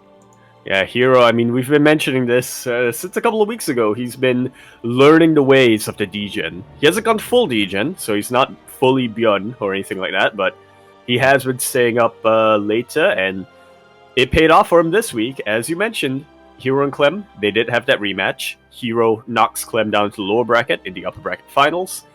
They rematch. Clem wins the initial set, but then in the reset match, which happened because, of course, Clem was coming in from the lower bracket, Hero was able to beat Clem again and secure the championship, secure first place for himself in 2 tournaments, hours apart. Yeah. 2 tournaments in a row, 3 series. Hero, he 2-0'd Clem. He then was able to win the rematch. I mean, it was a back and forth. True, this time this is what we wanted. We had a back and forth between Hero and Clem. But in the end, Hero did barely come out on top in those best of 3. So very impressive performance there by Hero. Clem likewise had a deep run as well. I mean, of course, to make it to those finals, even knocking Beyond out with his Protoss as he usually does. But yeah, that's once again 2 tournaments in a row. Crazy run here this week by Hero. Insane. You'll love to see it. Mm-hmm. For sure. Likewise, I don't want to gloss over Showtime. Showtime also popping off. He took down MaxPax 2-0 in the upper bracket quarterfinals, and he also took a map off of Hero as well. So Showtime looking very impressive in that PvP. I mean, hey, he took down Skillus in the Sparkling Tuna Cup, but also showing his PvP prowess here in these tournaments as well. Yeah, PvP looking very, very strong here for Showtime. He also beat Ryung in the upper bracket round 1. Once again, though, Bjorn had his number, and so Bjorn did end up eliminating Showtime in the lower bracket. Yeah, he actually eliminated a lot of players. Bjorn, he took down Trigger, Showtime, and Solar. So, he had a pretty good performance in that lower bracket. Really good performance there at lower bracket. I kind of overlooked this. Jumi actually took a map off of Bjorn in that first round in the upper bracket. Yeah. Bjorn fell early in the upper bracket to Solar, but of course he did end up getting his revenge later down the line. So, good results all around. Good result for Bjorn. Good result for Bjorn's opponents. For sure, for sure. Again, it's that best of 1 format. Every time.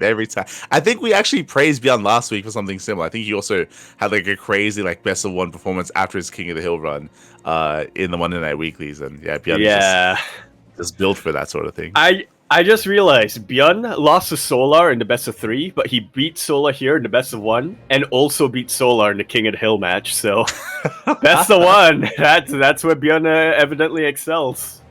God damn, unless he's facing Clem. That's where he thrives. That is where he thrives. So GG, well played. Congratulations to Hero. Also, before we get past it too heavily, yes, I did see Matt in the chat, and I did gloss over that. It's not on the Wikipedia page, but in the Water TV Monday number 30, Hero, he didn't drop a single map on the Wikipedia page, but on the challenge page in the round of 32, he did drop a map to 1 player. Oh. Yeah, let's go. Take a look at the challenge. Oh, okay. Yeah. Big Matt, results. the only player to take a map off of Hero. Let's go. You know what it was? He took a map off of Hero, and Hero took that personally. He did. Matt, you angered Hero. That's what. Oh my god. Clem has you to thank for that. Poke the bear, yeah. So really, Matt, Hero should be thanking you for waking him up. True.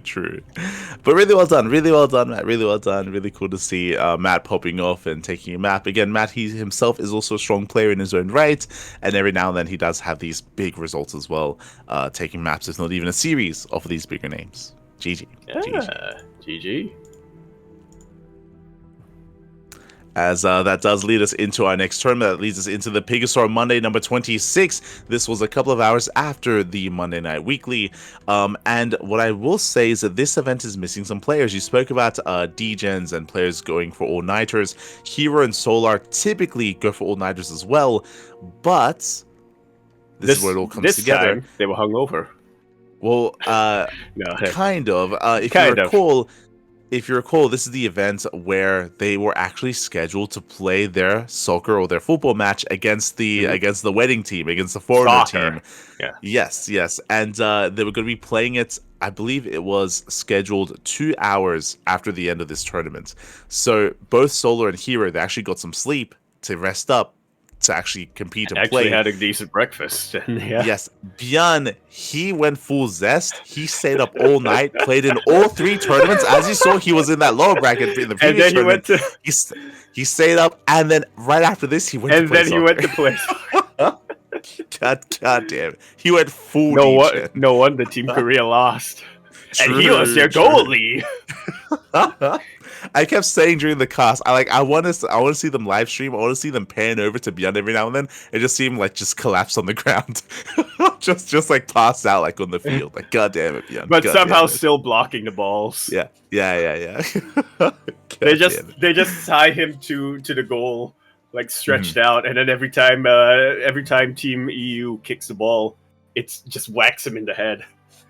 Yeah, exactly. I remember some of the casters were asking what happened to the signups or where were certain players, and I remember letting Pig know that they're getting ready for their soccer match later on that evening, and that's also why the finals was 10 minutes. It was Björn. I think he cheesed every single game. It was a really short finals.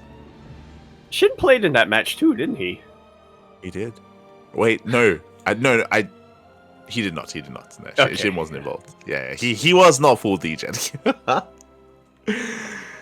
But speaking on the players, before we get into the finals, Björn, he still performed really well, even though he did not get any rest. He took down Cure, took down Max Pax in the semifinals. That was a very intense and very chaotic series, by the way. Very back and forth. And to make it to the finals, likewise, Shin, he toured Clem. A lot of people coming into this tournament, they assumed, Clem versus Max Pax in the finals, right? That's what they always do. But Shin and Björn had other plans. That's soccer plans. Oh, exactly. God damn it. Do you think Björn was secretly hoping he'd get eliminated early? I'm sure he was. God damn it, Björn. But yeah, so really impressive here. Shin, he tours Clem. Shin, he takes down Björn 3-0 as well. And for the first time in a long time, we get a Zerg champion. Weaker Zerg. Yeah, Weaker Zerg.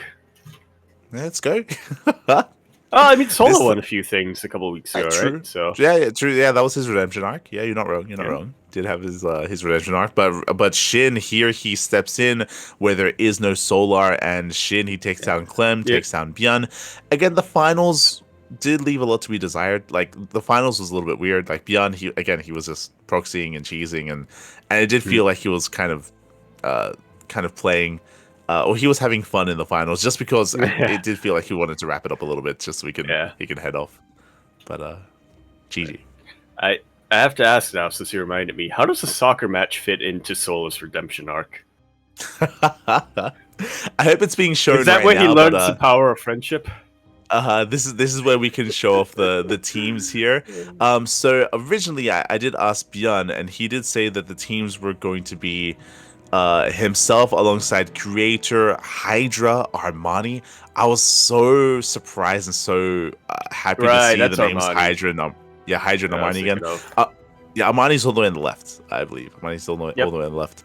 Above That's who Solar. I was mixing up for Shin. That's all good. So we have Armani, we have Solar, we have Björn, Hero, we have SOS as well. I can't quite place the player in between Hero and SOS. I'm not gonna lie. He looks familiar to me, but the name does elude me here. Bunny. No, it's not. It's not Bunny. Are you sure? But it might be Bunny. It might be Bunny. In the background, we have Creator as well, of course. And then we have the Foreigner team. We have Spirit, we have Drogo, we have Raynor, Lambo, Harston, and SortOf as well. I don't think that's Hearthstone. Isn't that Anton? That is Anton. I'm pretty sure that's Anton. Yeah, Oh, that's yeah. Zanster. Zanster is over there behind SOS, and next Yeah, we to have Anton, I think that's sort of. I don't know if Hearthstone and Trigger are taking the photo, because apparently Hearthstone and Trigger were meant to be there as well. So I don't know if this is the full lineup and if there's other people behind them, or if maybe Hearthstone was hungover. It's possible. It is very possible. Yeah. I forgot but yes. that Hearthstone's also married now. Yeah, there you go. True. But it's really cool to see everyone together. Once again, StarCraft family, and not just seeing SOS here, but I want to say SOS was also part of the tennis match that they were playing. Like a few months ago. Tennis? It was tennis. Table tennis. Yeah, I think SOS was also there as well. Was it tennis or was it volleyball? Handball. It was handball. Okay. It was handball with all the guys. Bunny was also there. Impact was there, but they censored his body. Sue was there. I remember that. Sue was there. Yeah, it was handball. Yeah, there you go. Last time. Yeah, they're touching grass together. Except it's indoor soccer. These are indoor sports. Yeah, handball and indoor soccer. I mean, exactly. And nowadays, also on soccer fields, they use synthetic grass, but. But with that, so that was of course a couple of hours after the Big Storm Monday, so that's why the finals was a little bit faster and a little bit more chaotic. But regardless, the semis were not, and again, Shin and Beyond that were in full force. So really impressive performance there, really well done. Congratulations to Shin for being this week's champion. That leads us into the Rex April Madness. We had the March Madness last, and month. I gotta say, April Madness does not work. Yeah, it doesn't. There's a reason it's March Madness, Rex. Come on. I agree. It needs to be like the April Apocalypse or something. Like we needed some alliteration back. Some alliteration. God damn it. Angry April. Yeah. Or like the April Apes or something. Yeah. That's something. We need that alliteration. But yeah, this caught me by surprise because I didn't know if Rex was going to be hosting the event on a monthly basis, but I didn't know if the March Madness was like one-off, but apparently not. Apparently the madness continues. Yeah, which, I mean, makes sense if you know Rex. True. True. As we do have another big invitational here from Rex, a lot of players. We have 4 groups. We have 4 groups at a playoff bracket as well. It's going to take all month to play through this event. Last night we featured Group A, and tomorrow we're going to be featuring Group B. So far we have Hero and Solar making it out of Group A over Gumiho and Lemon. These are not round robin groups. They are GSL style. Yeah. GSL style, but as the group progresses, as you get to the decider match, elimination match, etc., the length of the series is extended. So you start with best of 3s, and then you get to best of 5s. Yes, exactly. So we do have the rest of the groups as well: B, C, and D. And Yaku, you know what time it is? It's prediction time. Yes, Gamba time, baby, Gamba time. Group B, I mean, a lot of these groups are very, very stacked. Group B is a little bit more lopsided in the sense that Nice is a retired player. I was pleasantly surprised to see Nice and Lemon. Lemon actually, he had a decent showing as well. He actually did take maps off of Solar in his series. But yeah, Nice, he's not a full-time player anymore. We're missing Haas as True to close off that Taiwan representation. 100%. Would have been great to have seen Haas here. So we have Clem, Shin, Classic, and Nice. Who do you feel is going to make it through the group stage? Well, I feel like Shin has proven himself this week, so we got to go for Shin as one of them. The other one, I mean, it's got to be Clem, right? It's either going to be Clem or Classic, but then again, I think Classic is very motivated right now to show off his best, so that's going to be another factor. it's also one of those things where the last time we saw Shin in a group, we heavily bet I should against stop him. making him out. Yeah, that's why Nice is gonna be making it out first. You know what? True. I'm gonna go with Shin and Nice then. There you go. There you go. Shin, he's proved us wrong before. You're gonna prove Likewise, me yeah. wrong again and Oh, not make no. it out. It's possible. Just to spite you. Just to spite you. Yeah, I'm gonna probably lean towards Clem, as you mentioned, Clem, and probably Shin as well. I mean, it's a toss up in a way between Shin and Classic. Shin did recently defeat Clem 2-0 in the Biggest Store Monday, which was crazy impressive. He could even do so again here in the group stage, but Clem, it's hard to bet against him. As amazing as Nice is, gonna be a little bit hard there. So I'll lock in Clem and Shin. Lock him in. All right, Group C, 5 days from now. Group C, we have 2 Terrans, a Zerg, and a Protoss. We have Dark, Cure, Zaun, and Bunny. I was very surprised, by the way, to see Dark in this group, because Dark, he has not been playing in tournaments. He has not been signing up for the even this week's KSL. Dark, he was not there, but he is here for Rex. Which is why Dark is going to be making it out first in this group. He's going to be making it Ooh. all the way to the finals, and then he's going to be dragged into boot camp. He's going to be dragged into boot camp. No, not like this. Not like this. So, I mean, there's a pretty stacked group here. I'll be honest. I was going to say this might be the group of death, but the next group is also stacked as well. So who are you feeling? Who are you feeling making out of the Group C? So obviously Dark. Mm. And I would say Zaun, because Zaun has been impressing me lately, and he's also, he was one of the few players who actually played in the qualifiers for Star Zagora, but I can't bet against Bunny here. Going Dark and Bunny. Ooh, okay. I mean, I just want to see more Bunny, I think. I feel like we have the same conversation every time we see Bunny in a group. We're like, I just want to see more Bunny. I agree. I just want to see more Bunny, Pappy. Oh my god.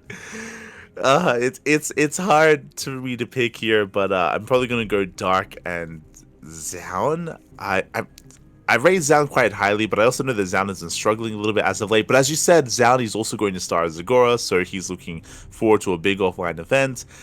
And likewise, Curie has some killer TBT. Bunny, he's a very fun player to watch. I'll go for the Zerg and Protoss here. I'll go for Dark and Zaun. But actually, wildcard prediction: we rock up for Group C, and Dark can't play because he's Dark can't play. that. I can also see that happening as well. I'll be honest. No. 5 days from now, so next Monday. We'll see. That does lead us here into Group D. Group D is going to be Max, Bjorn, Rogue, and Ryung. Yeah. So Bjorn obviously is coming up from a very, very impressive week here. True. Which is why I don't think he's going to be making it through this group. Okay. Rogue, I think, has impressed me quite a bit with his results this week. He didn't win anything, but did make it to finals and did have some very, very close series. His ZVT, though, is quite lacking by the looks of things. I'm gonna lock in Ryung for now, just because it's Ryung. He's my boy. Yeah. The second slot, I feel like MaxPax underperformed a bit this week, so I'm looking forward to seeing MaxPax make it through this group next week. Yeah. Okay. So you're looking in MaxPax and Ryung? Yeah. Okay, fair enough. I think Ryung beats Bjorn in TBT as well, so. True. I mean, I can see the logic. I think Ryung, I think he could beat Bjorn in TBT. I think he will beat Bjorn in TBT. But I also feel like Ryung probably wants to cast this tournament. So, so I don't know about that. Well, he'll be cursed to keep. He'll be cursed to keep winning. Is what I think will happen. Fair enough. I'll be looking in MaxPax and Bjorn. As you mentioned, Rogue, his ZVT to me feels a little bit undercooked.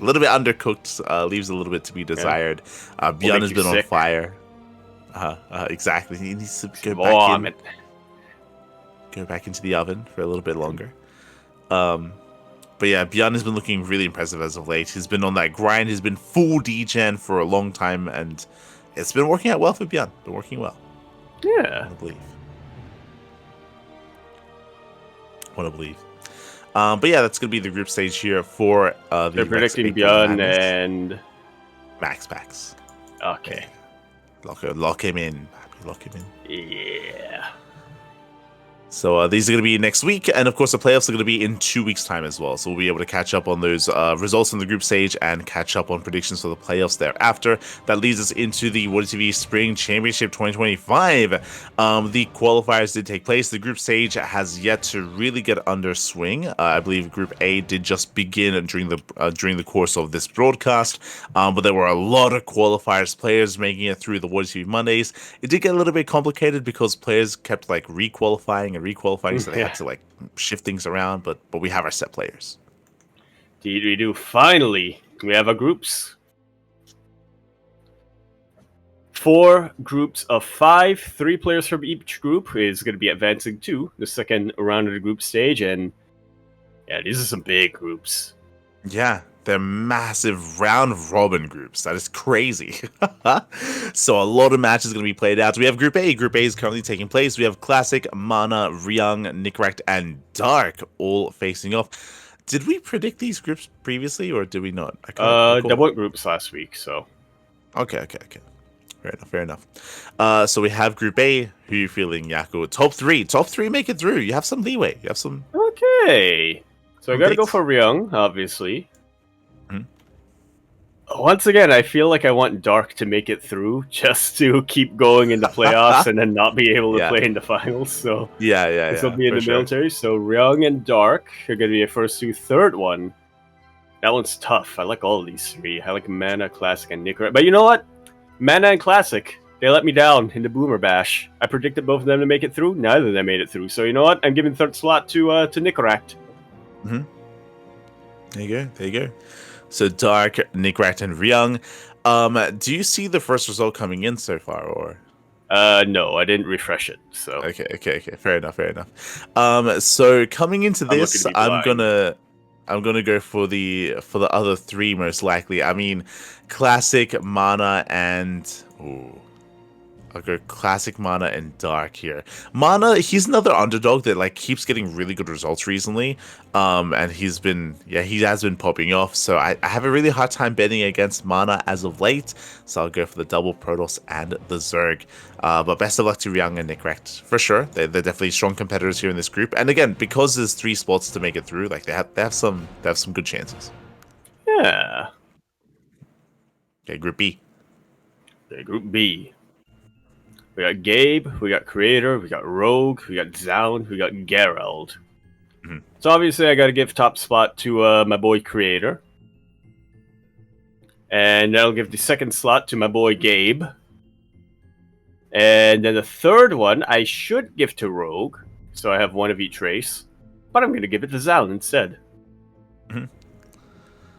Okay, so Gabe, Creator, and Zound. I mean, this is a pretty heavy Protoss group for sure.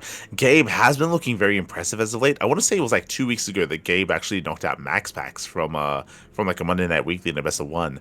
Like Gabe, he's been looking very, very impressive. I think I'm probably just gonna echo what you said as well. Like Creator, Zound, and Gabe. I think I'm on board. Yeah. That leads us into Group C. Group C, Shin, Cure, Showtime, Young Yakov, and Trigger. In this group, first off, I gotta give it to Showtime, because he played in Sparkling Tuna Cup. He did. Then I think Shin. Well, again, Shin really impressed me this week, so we'll go for Shin as the second one. Third slot, I gotta give it to Trigger. I feel like Trigger is the only NA player in these groups, so I gotta give it to Trigger there. He's also the best NA player, if you ask me. So He is 100%. He's the number one in NA right now, and we don't see enough of Trigger, right? It's like Trigger, he hasn't really been active. We gloss over him from time to time, but Trigger, he has been playing in the Monday Night Weeklies, but he's usually not playing in the Woody TV Mondays or the KSL or any of these other tournaments. So we just haven't really seen much of Trigger as of late. I'm not saying he's not playing in anything, but he's just playing in less than what he used to. So I have a really hard time placing Trigger. Well, I'm 100. I'm lockstep though with Shin and Showtime for now. that's because Trigger was preparing for the soccer match. True. He was getting ready for what mattered. He was getting ready to take the field, Yeah. go full Messi. Or the arena. It's indoor. Yeah, the arena. So I'm a big Trigger fan. I want to cheer for Trigger. Cure, he's been looking terrifying recently. I think I'll go Shin, Showtime, and I'll go with my heart. I'll go for Trigger. Go for our boy. Yeah. Commit. Up next is Group D. Group D, we have Bunny, Percival, Solar, Jumi, and Skillus. This one's a tough one. It's a tough Well, not really. Nah, So first off, I'm gonna go with Bunny because I want to see more of Bunny. yeah, we all. Then I'm wanna gonna see more go. Bunny. Then I'm gonna go for Solar because I still think that he's in the redemption arc. Yep, redemption arc, The 100%. third player is hard to pick though. Percival. Yeah. He's obviously a Chad. Jumi. He is obviously the hero. And Skillus. I feel like Skillus is. I feel like this is the year for Skillus. I feel like it's very, very soon that we're going to be seeing Skillus really break through and win a big tournament. So I don't want to bet against Skillus here. But I also want Jumi and Percival to do well. Yeah, I think this is maybe one of the hardest ones to call, to be honest. Like, I think the skill level between Jumi, Skillus, Solar, and Bunny is actually all quite close. And like throw Percival into the mix as well, and then things can get really, really shaky. I think this is going to be the group where a lot of people are going to have upsets in their predictions. I mean, no matter what, there's going to be a lot of upsets this group. Because all these players are so close, neck and neck, right? So who you locking in? I'm locking in Bunny, Solar, and I'll go for Nikita. I'll go for Skillus. Oh, okay. Let's go. I think. God, I don't want to bet against Nikita. I don't want to go against our boy, Pappy. I don't know. It's. You know, I feel more comfortable betting against Jumi than I do against Nikita. So I'll do the same. Bunny, Solar, Nikita. Let's go. Let's go. Watch Percival and Jumi make it out first. They will. God damn it. But yeah, we do have the group stage concluding this week. We have next week getting into group stage 2. So there's layers here to the group stage as well. There's lots going on. Likewise, it all unfolds. It all leads into the playoff bracket. So big shout out to Wardy for hosting this event. Again, I believe this is all funded via Patreon, via support from the chat, by support by the community. So big shout out to the community for making this event happen. Again, a seasonal event here. Wardy, he has been doing this for fall, for summer, now for spring as well. Yeah, winter as well. So all 4 seasons to look forward to. Oh yeah. So big shout out to Wardy, big shout out to the community as well. That leads us into our final event. That leads us into the Bellum Gens Elite 2025 Balkan Qualifier. And coming into this, Nidix was the heavy favorite, and we have confirmation Nidix does take the win.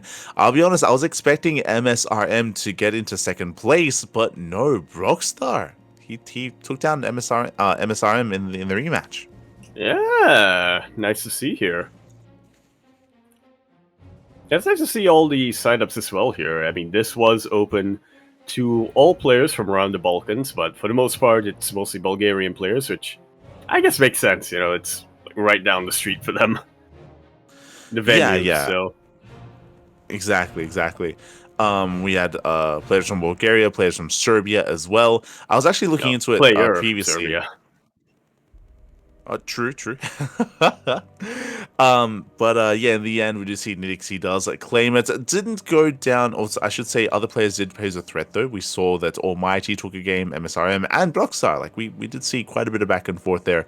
Nidix did claim it, but not unscathed. Yeah. Did have to work for it quite a bit, and yeah, so with that, we have all of our players confirmed for True. Bellum Segura. Yeah, we have our full set of players. I believe we have yet to really seed the main event. Quickly double checking though, but as you mentioned, we have our 100% of our players confirmed, and the formats will be revealed soon once we get closer to the event. All 16 players. Yeah. Yeah, exactly. We got players from the Americas, from Korea, from Europe, from all over the world. So it's going to be a great time. When it comes to the main event, the Belgium Zagora is going to be in June, so early June. So we're still a ways away. We still have time to prepare and to get ready for it. That's going to be the next big event that we look forward to before EWC. Yeah, about 2 months from now is what is going to happen, and it's also going to be a big event, right? To kind of place where our players are at and see what the form is looking like for EWC. Exactly. Unfortunately, we are going to be missing. Oh, actually, we're going to be featuring all the top players. There are some that are going to be missing. The big notable one is Hero. Hero is not going to be part of this tournament, despite being one of the best Protoss players or best players in the world. But we have everyone else. Likewise, of course, Max, but Max actually doesn't play in offline events anyway. But we have Raynor, we have Cyril, we have Clem. Yeah. We have Maru, we have Harsen, we have Skillis, we have Spirit. Most of our usual suspects. I will say that when it comes to the EU qualifiers, that was pretty brutal. So, yeah, maybe a couple of players who you wouldn't necessarily expect. A couple of players who you would have expected to make it through didn't quite get through. But for the most part, we have all of our top players. And then, hey, a couple of wild cards as well. So that's always nice to see. Yeah, I will say that I think one of the things that I'm most excited for when it comes to this tournament that I don't really know what to expect is Maru, just because I think we spoke about this before, but Maru has been very lackluster this year. Like Maru, he has been having some really rough results, but as we were mentioning at the time, part of it was probably because of what was happening when it came to his military service, when it comes to what was occurring there and how like uncertain that was, whether he would even be able to compete, and also I'm sure because of EWC as well. So yeah, Maru, he's kind of been hibernating for a couple of months now, and yeah, we'll see if he can get back into his like championship form in time for this tournament. Yeah, that we shall. And as a reminder to everyone, during the qualifiers, Maru did off-race his Protoss, and he managed to beat both Rex and Zound without dropping a map. So that's another thing that I'll be excited to watch from Maru in this event, to see if he off-races, and if so, like how often. What you're saying is learned a little bit from Clem potentially, or no, he went the opposite of Clem. He didn't play any Terran players in the qualifiers, so true. The real question is, if Maru and Clem play in this tournament, do we see a PvP? Just saying. You know what's gonna happen? You know what it's gonna be? It's gonna be Clem saying, "Okay, since you're playing Terran, I'll off-race as Protoss," and then Maru saying, "Wait, but if you're going to play non-Terran, then I'm going to play Protoss as well." And then Clem going, "Okay, if you're going to play Protoss, I'm going to play Terran." And then Maru saying, "Oh, but TPT is my best matchup, so I'll play Terran instead." And then they'll keep going on and on and on. Yeah, we'll see. We'll see if they do end up race switching or not. But yeah. Regardless, it's going to be an amazing event to look forward to. Again, still a ways off, as it is over in June. But regardless, at least we have our players selected and confirmed. Yeah. We know who's going down. Exactly. Going on down to Bulgaria. We actually have all of our Basilisk boys, I'm now realizing. Yeah. Well, all our Basilisk boys, all our Vitality boys as well. Mm-hmm. I'm sure Crank will go there in spirit as well. Or he might just go there. We'll see. He'll go there in spirit? Mm-hmm. Why does he need spirit? Yeah. With Piotr. As that wraps up our events for the week. Again, there was a lot of tournaments to go through, a lot of news here this week as well. Again, really excited to see all the players coming together in Korea, and hopefully we get to see some content out of Korea as well, to just take advantage of that opportunity that they have. But otherwise, if you want to tune into more of these events, if you want to sign up for them yourselves, then the sign up list. We do have exclamation mark signups in the chat. We'll give you a link to the list here of all these tournaments where you can take part in StarCraft Evolution League, Sunrise Cup, the Turtle Tussle, Amateur League as well. There's plenty of events over the course of the week. Yeah, lots to look forward to. Oh yeah, plenty of open sign-ups, so do check out that list. Again, it is uploaded on a weekly basis, so plenty of sign-up tournaments available there. Likewise, if you want to support this tournament, or sorry, if you want to help support the CranKy Ducklings, you can do so via Patreon. Our current Patreon is set to our next goal. We're almost there. We're working our way through to boost the prize pool even further for Sparkling Tuna Cup. Indeed. You know, next week, or not next week, be it eventually in the future, we're going to make it to the point where it's not just semifinalists. So it's going to be quarterfinalists walking away with something. Yeah, exactly. So we are slowly growing our events, and thanks to your help, thanks to the people in the chat. So thank you so much to all of our patrons for funding and for supporting the CranKy Ducklings. And likewise, even if you don't support via Patreon, but subscribers, or even just watching in the chat, thank you. Much appreciated. Yes. And with that does wrap up our events for the week. But Yaku, where can people find more of you? And are we getting a stream soon? Soon, TM? Maybe? No. No, not anytime soon. But eventually when I stream, that'll be over on twitch.tv/YakuZaku1. Follow me on twitter.com @EmperorYakuZaku or Blue Sky @yakuzaku.bisky.social. And I'll announce in those two places when I do eventually go live, or exclamation mark Discord and chat.